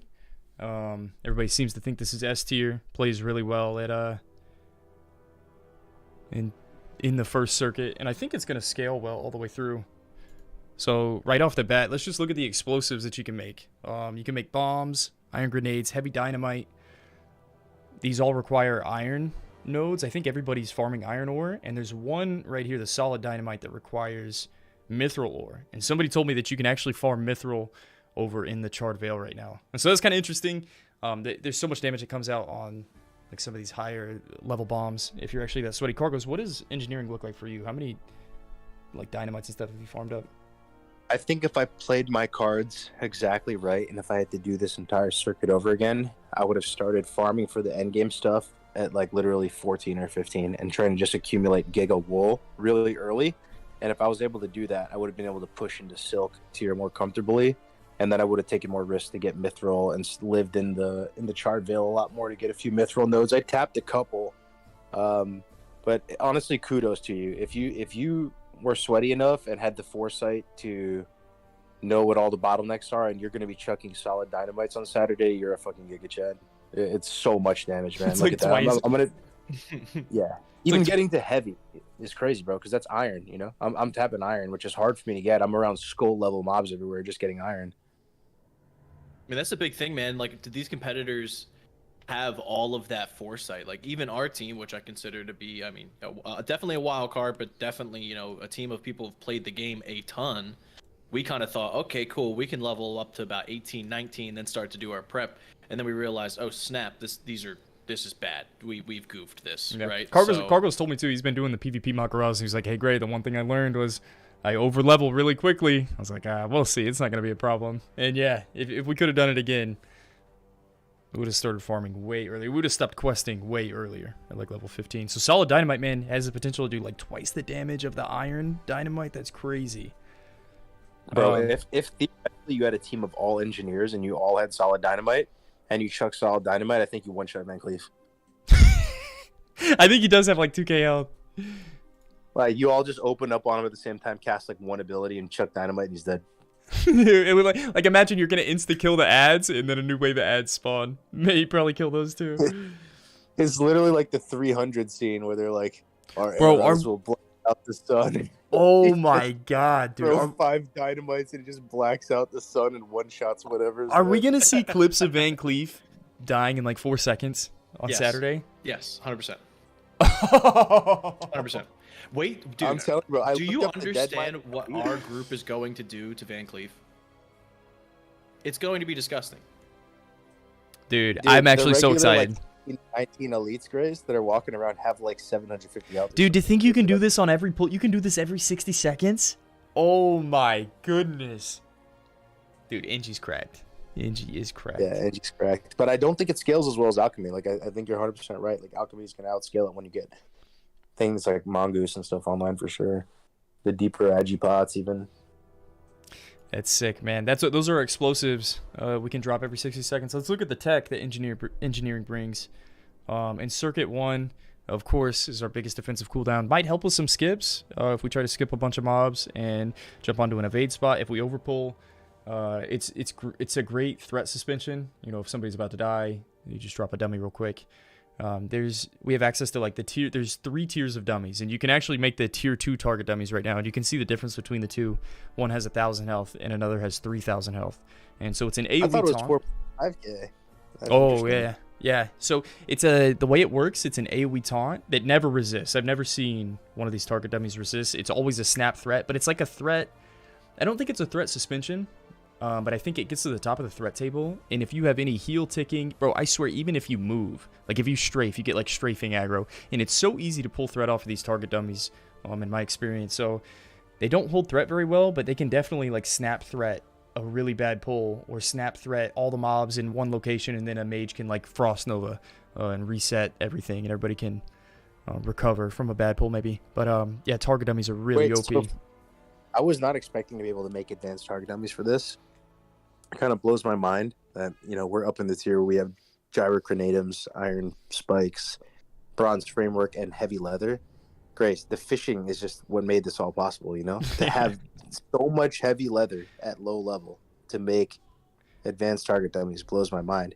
And the crazy thing I'm curious about, I've never dropped advanced target dummies in low level dungeons, so I don't know how strong it's going to be, because the main thing is it's level 40. So because it's level 40, I'm hoping that the mobs can't even touch it at all. Like, and it's so strong, it basically just holds it for all 15 seconds, no matter how many mobs are there. The other one's like level 20 or something.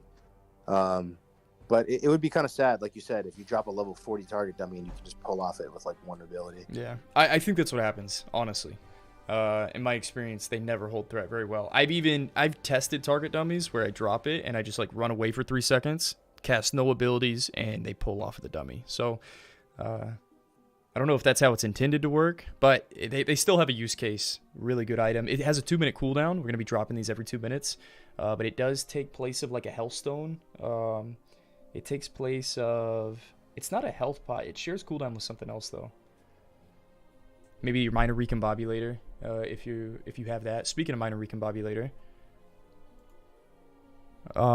this trinket's available for the Alliance side, and you can buy this recipe from an Alliance vendor only. Horde don't have access to it until Nomergan. I don't even think Horde's going to do the quest to be able to learn the schematic during the race, because it's going to take time to put in all those punch cards. I think the Horde just never have minor recombobulator in these first couple circuits, and it's pretty strong, man. It has 10 charges, dispels polymorph, which might be, it might see some play. You might actually dispel polymorph on some of your teammates, but the best thing is it restores 150 to 250 health and mana. But it does share cooldown with target dummies, so you got to realize that. It's kind of expensive to make, those moss agates. It's not super free, and there's only 10 charges here, but this is another I huge want to cooldown. get it, bro. Say again? You know why? Because we might want to get it because we're a horde melee like physical damage cleave.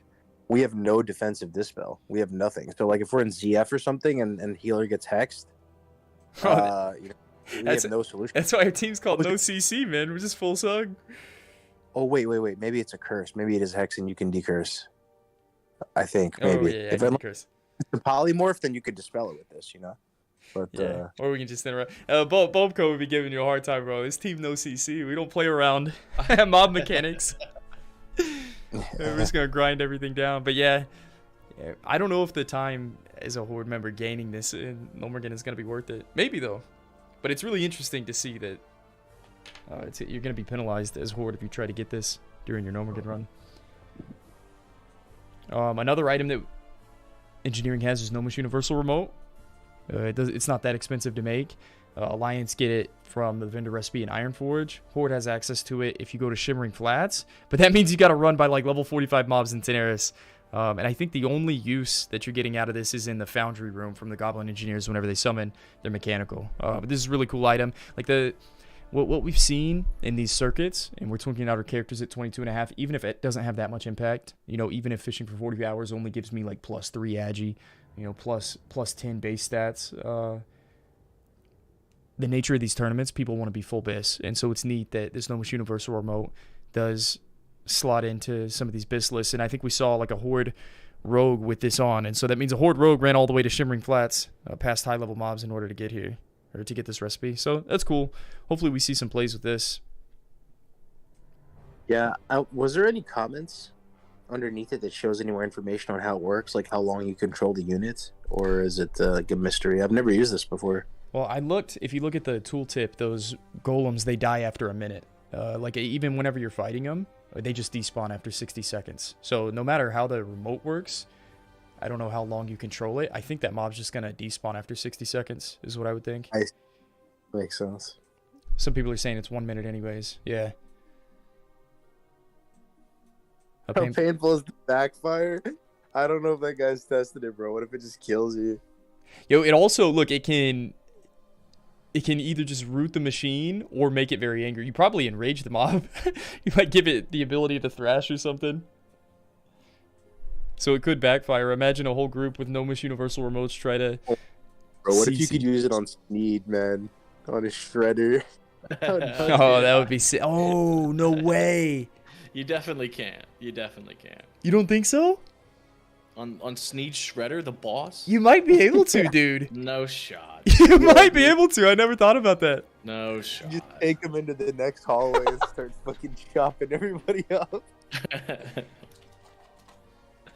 There's no way that's how that works. I'm excited to see the play of this universal remote. Let's see, what else does engineering bring to the table? Okay, and then we have scopes. Carlos, you can touch light on this. You get your +2 damage scope, +3 scope on your ranged weapons. I love Vanilla WoW, bro. I really do love Vanilla WoW so much, Grace. I love how the deeper I get into this game, the cooler you can slot all the little pieces of garbage you get along the journey into your professions and get value from them. Like, for most of my WoW career, I would just vendor the Malachite when it drops, right? Malachite's so fucking bad, so useless. I don't do that anymore, man. Like, I make a little scope out of it. Just, you make a 1+1 scope with the Malachites that drop. It's good. It's a decent free skill up, and it moves the needle a lot in the same vein that, you know, sharpening stones with the weapons. So that's the tier 1 scope. The tier 2 scope requires a Bob Saget, which you'll encounter a few of them along the way, and you make bronze tubes, like just while naturally leveling up NG. So it's just something you want to keep in mind. Like, you don't want to throw these gems away, right? If you know what they're used for. And then the tier 3 scope requires jade and citrine, and it's just so cool that you can get those items at low level through iron for the citrine and jade also for the citrine, actually, or gold. So you actually got the citrine off a gold vein, right, for your accurate scope? Yeah. Yeah, I did. I called it too. I told Boke, I was like, yo, I'm gonna get a citrine off this in a drop. No way. So that's pretty cool, man. Cargo's actually got the accurate scope in Circuit 1. It's a neat item that goes into the benefits of engineering. Also, in the last tier for engineering, you can actually get gear. And so we can look some of the items that you can get from engineering in Circuit 1. Of course, we've been talking about it all day. You've got your green tinted goggles. And just the trials that you go through to get these moss agates. It's so exciting that we call them Bob Sackets on stream all the time. This is such a cool item, though, to drop. And here's some stats. Like, I think it's 1% from tin veins. It's 3% from silver veins. Whenever you're in dungeons, you might notice that, like, you see moss agates drop all the time. And I look at the database. It's got, like, a 1% flat rate on all gems for the level range that the elites are. And so you see Bob Sackets drop in dungeons, or just that you could farm elite mobs outside of Wailing Caverns and probably has the same drop rate. And then sometimes you'll see them in chests or from normal mobs, but these are hard to come by. And not every team, as you saw on these Bislists today, they didn't have their green tinted goggles. They just had their Tiger's Eye. But you've got green tinted goggles you can make. This one's huge, dude. Warsong boots. I think these last through like Circuit 3. 8 agi, 6 stamina boots. Gigantic. And you may not realize, if you haven't done NG before, there's a quest in Solo Self-Found where you have to craft a deadly blunderbuss. Normally you just go to the auction house. On any other server, you buy these off the auction house, but you have to craft it yourself. So this is why only engineers can do this quest. And it's super difficult to do at level 22. I think that you got this, Cargos. How hard was it to complete Warsong Boots at 22? It was actually so chill and smooth. I was overthinking like crazy. The hardest thing ever.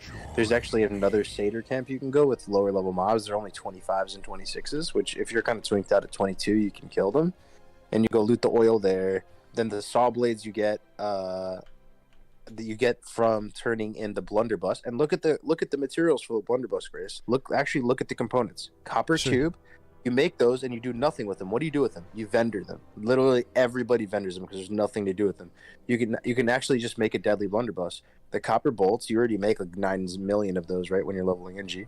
The wood stock you buy from a vendor, and some medium leather that you already have so much of because you're fishing like crazy. So you easily make the blunderbuss after fishing. Then you go to Booty Bay, you just pick up the crate there for free. You go turn in the blunderbuss for the saw blades. The oil is the hardest part, but you just have to kill a few 25 and 26 mobs and you go loot it on the ground. And then the rope drops from the furl bogs, and Tactics did have to spend quite a bit of XP farming them for his to drop. I got mine on like the 3rd. So it wasn't too bad, and then that's it. You get your boots. That's awesome. Yeah, so you've seen some of the teams get Warsong Boots too. It was kind of sweaty to get these, but yeah, huge item for engineering in Circuit 1. And then we've got the silver-plated shotgun. Requires 130 NG. How difficult was it to get the silver bars? I don't even know how often you saw silver veins. Maybe it wasn't hard at all. And is this like the best gun? Is this even useful? I saw a couple people with silver-plated shotgun. It's pretty rare, bro. It's like I said, if you know what all this stuff is used for, you don't vendor it, right? How many times have you leveled a character and you've just vendored shit because you don't know what it's for and you don't have the foresight? Everyone comes across silver bars in their journey, right? Everyone comes across Tiger's Eye and stuff, and it's important you hang on to that stuff and have a plan for it. And it's the same with this. I hung on to my silver and had it all ready to go, so it wasn't bad. Yeah, it's pretty cool, man. So those That's are how the... you turn into a hoarder, though. Yeah. Next thing you know, you're level 60 with your 2 silver bars. You forgot to do what to do with them, and it's a tough life. Yeah. It does seem like engineering brings a lot more to Circuit 1 than any of the other circuits. After taking an overview at it, I don't think we missed anything. Next, let's take a look at cooking. Like you guys said, maybe... So we don't have access to Thistle Tea, right? Because the rogues need Swift Thistle, and most rogues are probably going NG. And I'm not even sure. I think that this quest is... I think you can pick it up at level 20. It might be difficult to complete at 22 as a rogue. But all the benefits you can get from cooking in Circuit 1, there's not very many. You get smoked sagefish for 3 MP5 food. You can get up to 8 stam, 8 spirit food, but I messed this up. Just like I don't have silk bandages or a couple other things. I actually leveled too quickly and I didn't have room to go to Wetlands and farm Crocalus and get my 8 stam 8 spirit food there. But Alliance, Tactics did. Tactics went to Wetlands, farmed all the crocodiles, budgeted it in, and then vendored it. No way. Yeah. Yep. So I've got 6 stam 6 spirit. But yeah, it makes a little bit of money. There's not much to say about cooking. It's all right, but there's nothing we're missing in Circuit 1, right, guys? Not specifically, no, other than just the buffs. The buffs are strong, though. Yeah. It's much better to have the buffs than to not have the buffs, that is for sure. So if you can level up your fishing or your cooking, definitely get that done. Yeah, so that's what cooking can bring. Then next we've got first aid. It's pretty straightforward. Wool bandage, heavy wool bandage, and silk bandage. You can see the difference in the tiers if you get up to silk bandage. It was really funny. I didn't think about that before Cargo said this today, but if you used heavy wool bandages to level up your first aid and you were engineering, you have to use wool cloth for those solid dynamite. So it's like, what do you in a speedrunning competition? Do you care about leveling up your first aid here? Because it's tough to get wool cloth to drop. It's not like wool cloth drops every time you kill a 15 or 16 mob. And assuming you can drop dynamite every 60 seconds, you probably don't have much room to make bandages at all, and you want to use it all for dynamite. But if you did get up to silk bandages, I think you have to kill level 23, 24 mobs to get silk to drop in the first place. It's actually insane how much plus healing it does compared to the worst wool bandage. All right, Yeah. then fishing, guys. There's a lot of different angles we could have taken with fishing in this first circuit. It really has stolen the show. Probably the highlight of Circuit 1. Everybody hanging out at Merkfallen Lake, these random places in the open world. We're going deep sea fishing at 22, swimming past Threshodons next to Alcaz Island, making it to the sandy shore of Daenerys just to fish up some Rumsey Rum Black Label. But yeah, man, fishing it brings a lot to the table, and there's a lot that we could talk about. You can break it down really easily, but there's like 4 tiers of fishing, and there's 4 different crates that drop as well. I didn't add in the tier Greg. 1 crate. Yeah. So you have 225 fishing, right? Yeah. Like we all do, right? Because Yeah. we trained Everybody it. does. Yeah. Could you throw on an aqua dynamic fish attractor, get it up to 325 or whatever, like literally max, go to like, because you're a druid in aquatic form, and literally swim to like Winter Spring or somewhere like absurdly high level and fish those for like 55 greens and vendor them for like 2 gold a pop? Like Azara? Yeah. No, you totally could. Well, that's the thing. Fishing, the highest tier trunk that you can get is that tier 4 trunk, and it only drops greens level 35 to 45. So that's what we were talking about earlier. Fishing falls off. So think about these last 2 circuits. The meta that we have right now, you can get your Biskier in Circuit 1, 2, and 3 through fishing. Circuit 4 and 5, fishing is going to be negated. The only thing you get from fishing is like Rumsey Rum Black Label in the last 2 circuits. That's crazy, bro. I didn't know that. So there's no tier above Mithril. That's actually the highest fishing trunk. Yeah. There's no thorium tier or anything. Wow. The more you know. Yeah, and so it does fall off in later levels, but these first 3 circuits, it's God tier. Also, what's available, and I think we saw some teams do this. This is about all you can get from fishing. You also have the STV fishing tournament. There's 3 rare fish that you can fish up. 1 rewards a headpiece, boots, and a fishing lure. If you've ever done a level 19 twink, you've probably seen the lucky fishing hat or the 15 stand boots. I didn't add that one to the list, but this is definitely... I've seen 1 character with lucky fishing hat on our server that's competing in Hardcore All-Stars, and so they got the Kiefer's Anglefish. It's a 1% drop rate. Out of the 3 rare fish, he high-rolled. And then if you win the tournament, you actually get a trinket called Hook of the Master Angler. And I think it's bugged on all servers. The fact that Ompi's team fully did it and all 5 of them did it shows that maybe this is one of those things that's just a knowledge thing, like Warsong Boots. Like, maybe it's not so bad to win it if you just have the right instruction. Like, I've never done this. It kind of intimidates me to try to do fishing tournament or whatever, because I thought the only like 1 person could win. But if the NPC respawns every 10 minutes, like you said, Gray, maybe this is something that you can reliably do. Yeah. And I think that this has been bugged for a while, because I was on a Classic Era character the other day, and I noticed this as well. And so I think on multiple servers, the tournament's bugged, and the guy that declares the winner, he basically despawns and respawns every 10 minutes. So there is a team that they all have Hook of the Master Angler. They have a level 65 trinket that turns them into a fish to swim. So, I don't think any of them got the lucky fishing hat, but they all completed the tournament, and I think they all have a trinket. So look for that. Oh, so even if you don't win, you get the trinket. Well, they do win because the guy that declares the winner despawns, and then it's like there's no winner. So, it's kind of scuffed. I see.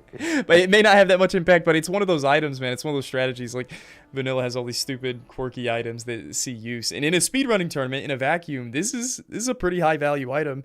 You know, It is. So, you know... Oh, bro, it actually is, because you can escape danger with that trinket. It's so nice. Water is a killer in hardcore, and it turns it into a liability, into like an asset, because you have this trinket and the ability to escape as a piranha. The other thing that we didn't really think about with Fishing Gray is how the whole name of the game with these circuits is you're trying to get gear that you shouldn't normally have because you're under-leveled, right? You're trying to twink out at these different brackets. And fishing... The weird-ass interaction with fishing and weapon skill makes it so you can hit way higher-level targets. Like, if you're trying to do a super high-level quest, you know, if you go full plus fishing gear like this hat right here, +5 fishing, plus, you know, your 225 fishing, you could probably hit, like, a really high-level target, you know? Ooh, I didn't think about the plus fishing skill from these items. The lure's the same way. Yeah, so there's a lure that if you get the rare fish, it adds, like, +5 fishing. Crazy, bro. So you put on the aquadynamic fishing thing plus the hat, and you're capped on weapon skill. Yeah, man. Well, that might see some play. I don't know if anybody's sweaty enough or can find some use cases for that, but that might see some play later on. But yeah, fishing, even if it isn't S tier in the last circuit, I don't know, man. This has been the highlight of the tournament in Circuit 1 so far. Been super fun to watch everybody fishing in the open world. We should give some awards out for the most fishing casts or the most trunks fished up. Maybe we'll do that at the end of Circuit 1. But let's take a look at the crafting professions, leatherworking. Let's see how good these professions really are, because you hear people all the time, oh, leatherworking, tailoring, blacksmithing, it all sucks. Let's see what's actually available at this level range. And I don't think I missed anything. Maybe I did. You guys can point it out. But these are all the items you can craft in leatherworking in Circuit 1 at level 22.5. And I think there might be some level 23 items in here. And I think some of the mats were straightforward on these. Deviate scale belt. You do need some perfect deviate scales, which are really hard to get. It's a really good belt. There's some decent alternatives, maybe not for Alliance, but I think deviate scale belt might be best for Ally. But again, that opportunity cost of going leatherworking.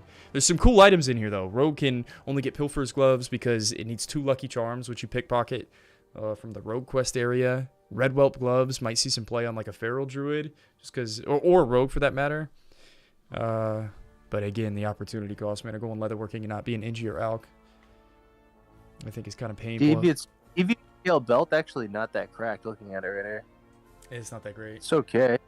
I don't know how hard to the make it. big I mean, thing. Go ahead, Cargos. Oh no, sorry, man. I'm talking a lot, Lismos. Go ahead, man. You're good, man. The big thing about these, what Grace just said, is really the opportunity cost. I actually think the professions in a vacuum are very good. If you could have told me that I would have showed up to Wailing Caverns with full greens, with solid stats for my class, I would have been very, very happy with that. But the fact that I have to give up engineering, I have to give up alchemy, I have to, you know, basically, I guess I get to not fish as much, which is cool, but it doesn't really save me anything outside of time. And I guess in a world where you are, you know, you're 13 kids, 9 wives, right? You might as well go leatherworking, right? Just oh yeah, if you're not gonna do the other ones, just to speed run, and you don't have to worry about fishing. But it really is the biggest thing with these professions. It's not that they're not good. It's really that the opportunity cost is just so high because you don't get anything. I want to see Table Slam prove us wrong, man. I want to see the details on Red Whelp Gloves be like 20% damage through the whole dungeon. I was about to say, dude, Red Whelp Gloves, that's a cool ass item. It's a cool item.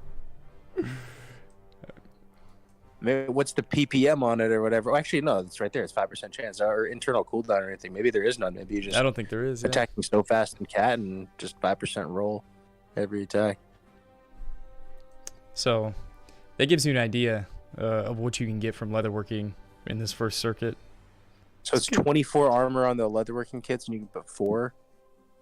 Yeah, and this doesn't stack with Dire Bear form, right? The 180% multiplier. It's only like the white armor values. So bear doesn't even get like really good use out of the armor kits. That additional armor's not multiplied. Yeah, it's kind of meh. You could get shoulders. I like the 7 stamina leather shoulders. Or you could just get lucky and fish some up. Or there was a quest, I think I got cloth shoulders that were like 5 stam 4 spirit. But overall, kind of underwhelming. I want to see this perform. I know there's a couple leather workers out there. I want to see how this pans out in tier 1. Let's take a look at tailoring. There are some decent items in here. This is hilarious. This is like a whole nother game with tailoring. You're doing way more PvE than everybody else in like a different way. I heard that somebody was farming giant clams off the coast of wetlands to roll 5% on the iridescent pearls to be able to craft some of these items.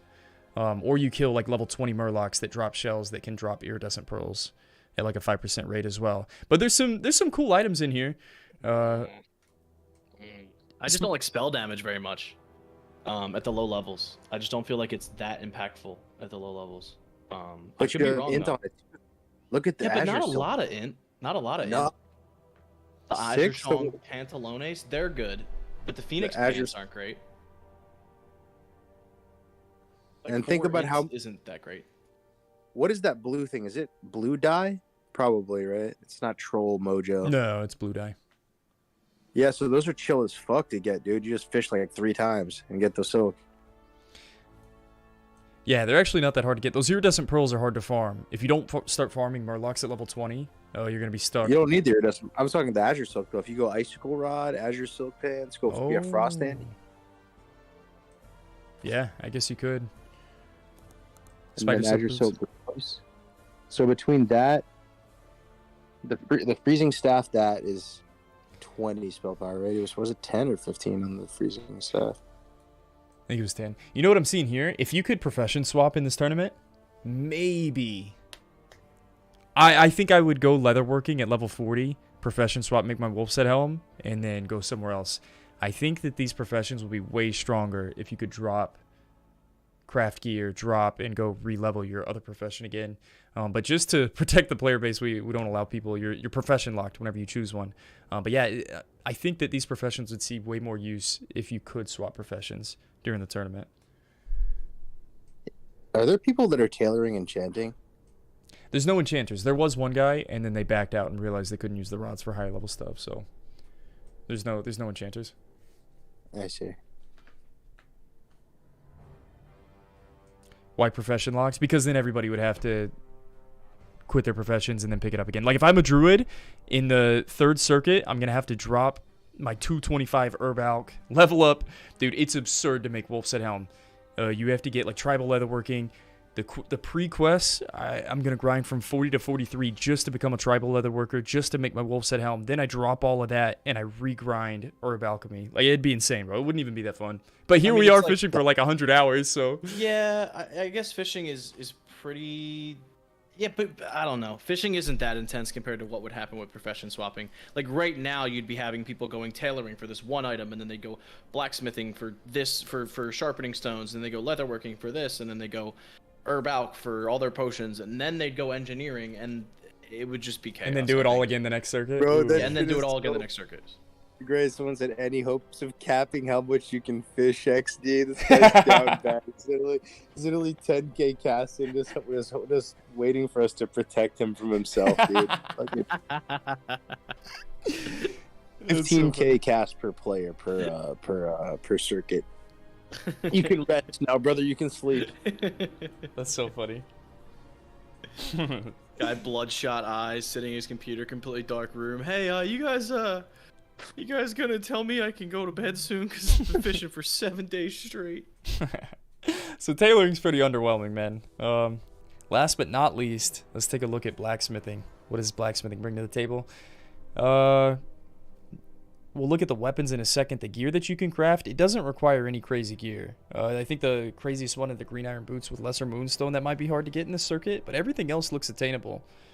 There's some decent pieces here. The silvered bronze and the pattern bronze, I heard that you had to do like these blacksmithing quests to be able to get the recipes to be able to craft these, but I think in circuit 1 the gear is actually, it holds up pretty well, unless you fish up random greens that high roll really well. These are great. Great Yeah, items. I think why blacksmithing above the other ones is that not only can you make armor like the other ones, but you can make weapons, bro. I guess you kind of can. Yeah, you make weapons and you make the things that enhance weapons with the stones. Bro, I'm pretty sure in Circuit 5, like for two-handers, I think blacksmithing you can craft better weapons than like a bone biter. You know how everybody's just got whirlwind axe or bone biter till 60? I'm pretty sure blacksmithing has 1 or 2 weapons that are kind of high level that you're able to craft. It's pretty sweaty, but it does okay in the later game. Nothing too crazy here though. Let's look at the weapons that you can make. Oh, dude, we looked at it. This is pretty neat, man. You can make weight stones, or sharpening stones, of course.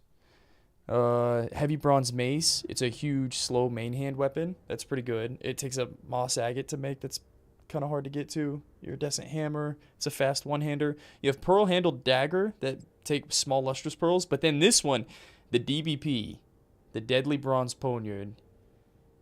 It requires a swiftness potion, but if you're horde, there's the Cauldron Stir quest that gives you 2 swiftness pots. True. If for some reason you were a rogue that went blacksmithing, you could get dual wielding DPPs for Circuit 1. That's not bad, man. It's not bad. They're actually really good compared to what you can get. But yeah, imagine a world where we could trade with our teammates. Imagine a world where there was profession swapping. I think these professions would see a lot more play. But this, I don't think we missed anything. That's what you can expect to see out of blacksmithing, tailoring, leatherworking. I think that's going to wrap up our profession overview. How did we do with the tier list?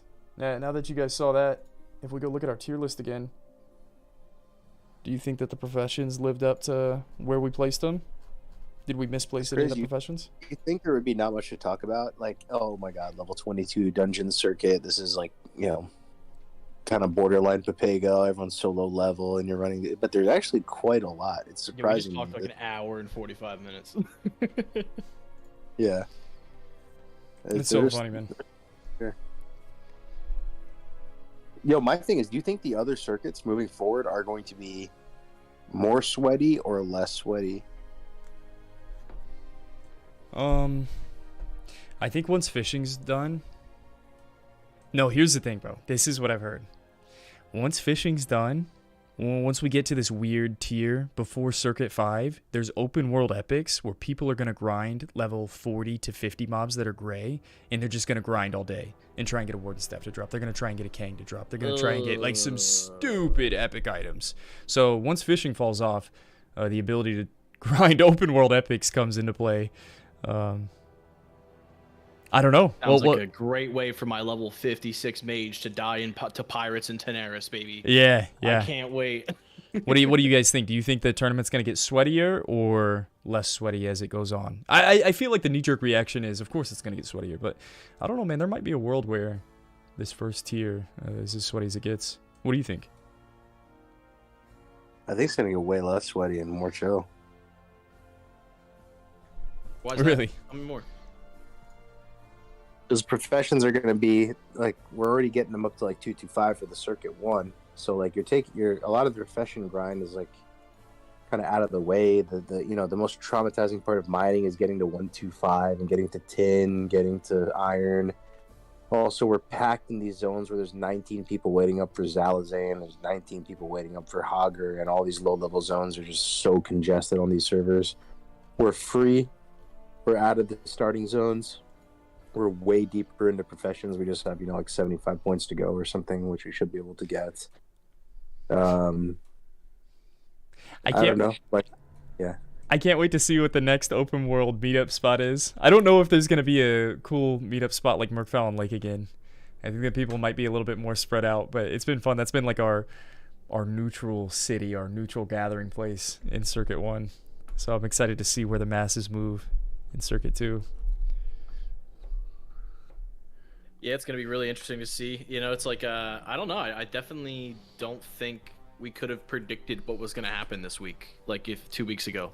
Would any of one have predicted what this meta was going to look like? I mean, we kind of knew we'd be fishing. We kind of knew we'd be doing this, but like, did we expect the lake to be a hotbed of 5 to 10 people at all times? I didn't expect the open world to be impacted the way it has been.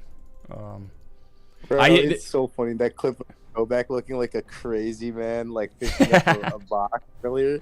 That just sums up Circuit 1. I like how we can all have a laugh about it in the future, like the Merkfallen Lake meadow, and we're all trying, freaking out over polished Zweihander. Like, it's so funny, dude. Show clip. You guys want to see the clip? Let's look at it.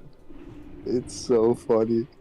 This man's been out on the lake for days. This is the PvPer who's used to actually like playing high intensity gameplay. He's relegated to This is our domain! Straight on stream.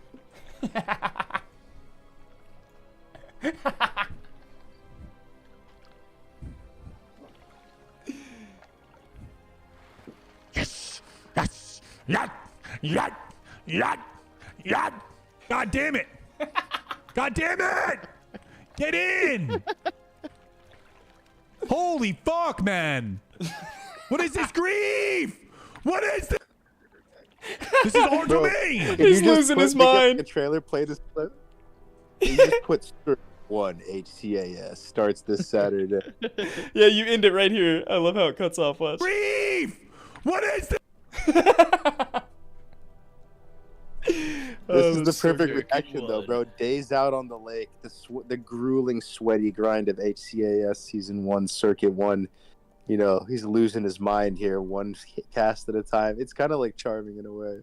Yeah. Oh, wait, yo, it could be lit, though. It really could be lit, though. Hold on. Fucking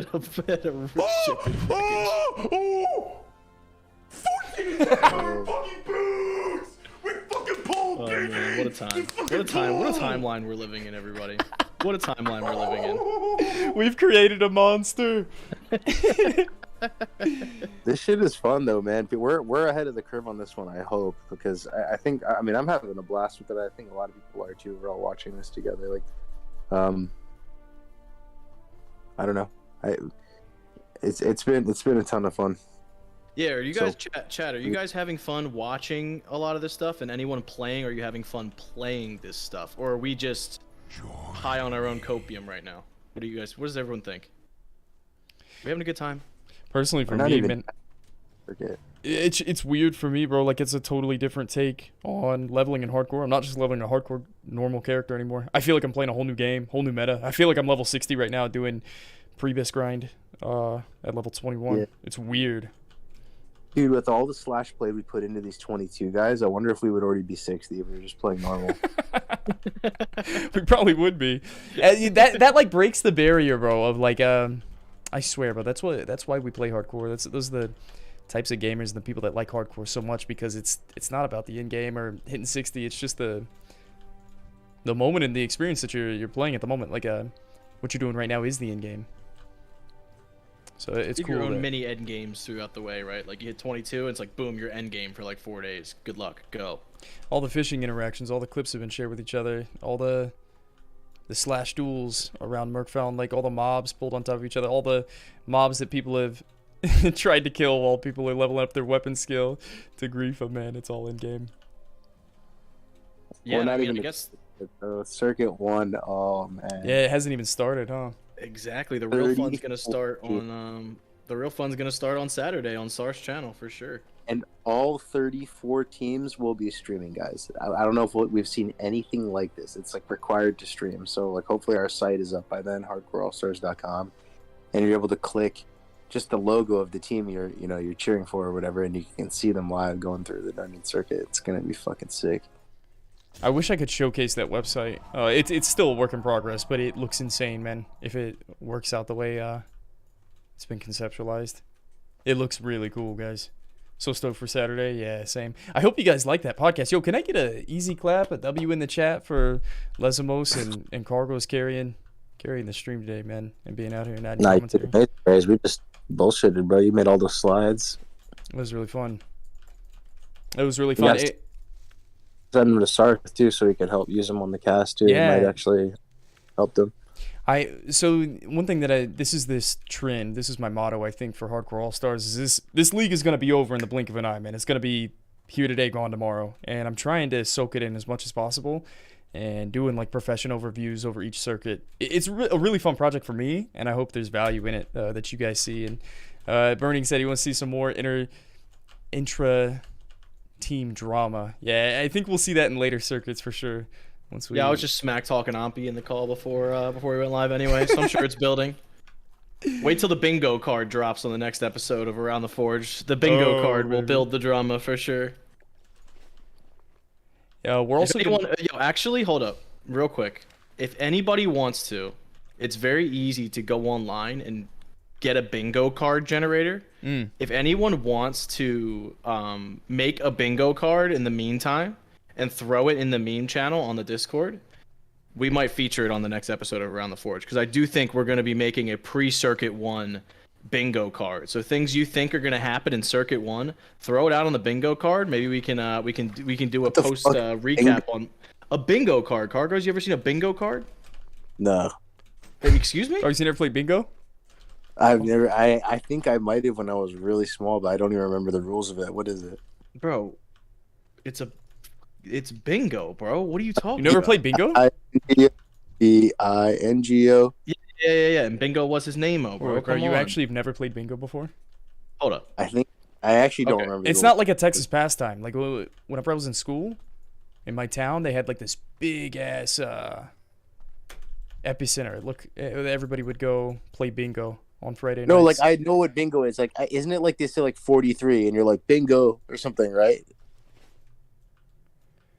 Yeah. And like they like say something and you're supposed to have it and say bingo. Yeah. And then you go on, like a cruise to Hawaii or something. You're still incorrect, my bud. Yeah, I'm starting to feel like is Cargo's AI. That's what I was about to say. I feel like Cargo's like an alien or something, extraterrestrial, bro. You don't know about bingo? Can you please look at my screen, please? What the fuck? Oh my god, man. Yo, who are you, man? Like, hold on. I'll do it this way. What the fuck? Are you guys all active bingo players? Are you fucking trolling me?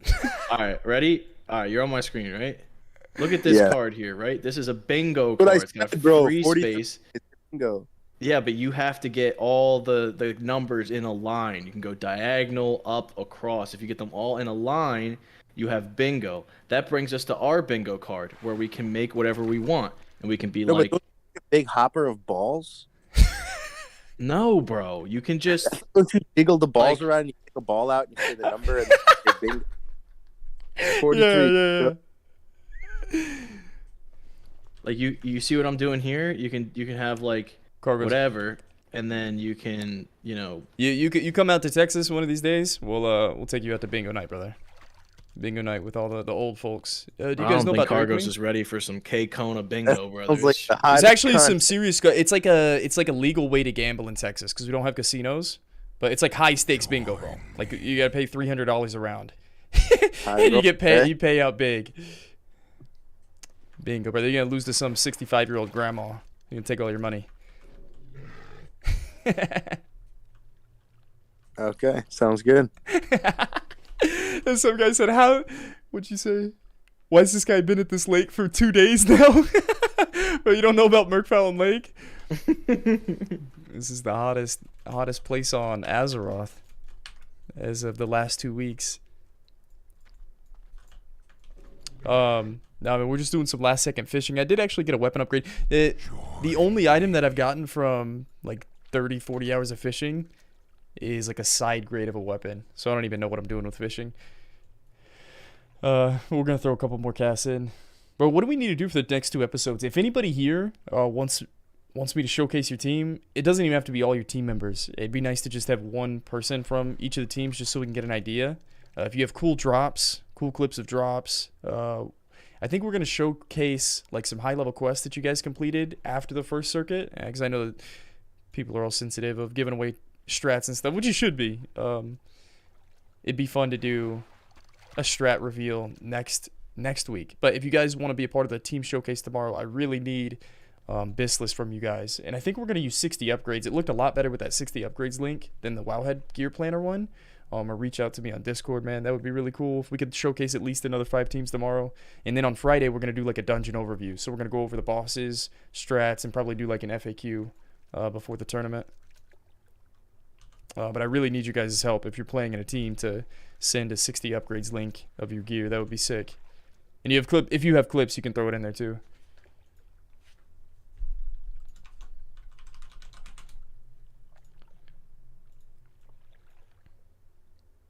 Yeah, that would be really cool. Yo, that was sick having you guys here, Cargos. Yo, thanks for raiding earlier today too. How'd the stream go? If you're still hanging out. Oh, not bad. I was just chilling. Yeah. We Thanks, get man. 2 days before the first circuit. I'm excited. I'm looking forward to getting the show on the road. I'm looking forward to moving on to getting past circuit 1.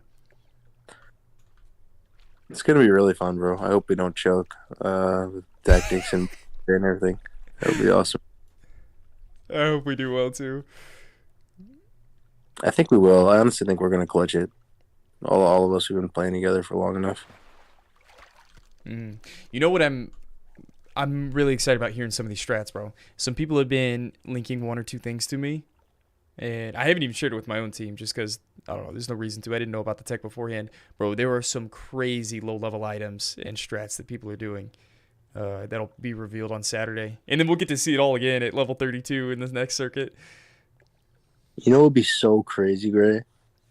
If one team doesn't kill well, I guess they have to kill something, trash requirements, you're right. But they could just chain target dummies and stuff and like slumber sands. Imagine they just hemorrhage everything, just using everything, and they just run to the wheel straight on Dead Mine. That would be sick. That would be sick. I don't know. I haven't looked at the trash requirements, but I think some people said that they might be going around the bridge. Yeah. I think that might be doing happening. some crazy skips. Actually, I think you have to kill the bosses to open the doors, right? I think. Yeah. So you all the doors you can, and then you would have to do it. But oh my gosh, dude! Why did it have to be pants? I just got 6 edgy, 6 spear pants. That's not even bad. Do you have the stocking pants? Yeah, I do. Oh, okay. I got 7 strength, 7 stand pants to drop. That was the first item that I got out of one of these boxes and this Vihander. Can you link the fishing clips? I posted. Yeah, we played them. I actually just X'd them out, bro. I don't have them anymore. You can go check the VOD again. It would be cool if we had a compilation of those clips. Maybe we should make we should have a channel in the Allstars Discord where they can share clips if we don't already. Yeah, that'd be awesome. Highlights. Yeah, it'd be really nice to have highlights. For you guys to share those drops in there. Oh, bro, we're actually trolling. I need to do that right now. Do that right now. But yeah, man, I'm really excited. I didn't get to stream earlier today because I was working on those profession slides. And I actually posted, I'm going to make a playlist today. You guys will be able to see all the Around the Forge episodes. I recorded that in 2 sections, so we'll do like a team overview and then a profession overview. There should be like 3 Around the Forge episodes now. And then tomorrow we're going to do another team showcase if we get more submissions, hopefully. And then Friday, that dungeon overview. And then Circuit 1. But yeah, there's been, I think overall, leading up to this point, I know me and Corgo's talked a little bit. I think all of you guys may have speculation of how this tournament was going to pan out. I think it's like best case scenario, man. I think people are excited to play. I think we got a lot of participation.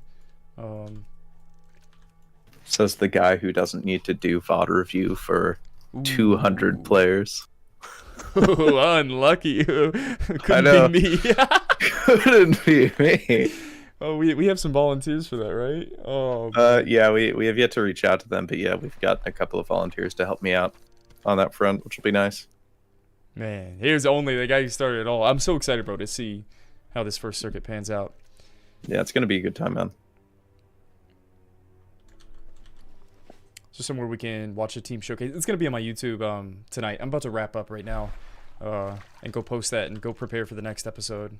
To be honest, I'm kind of coming at the end of my journey on this first circuit as well. I'm really just fishing. I think I need to go get grave moss in Southern Barrens. That's something else I could do.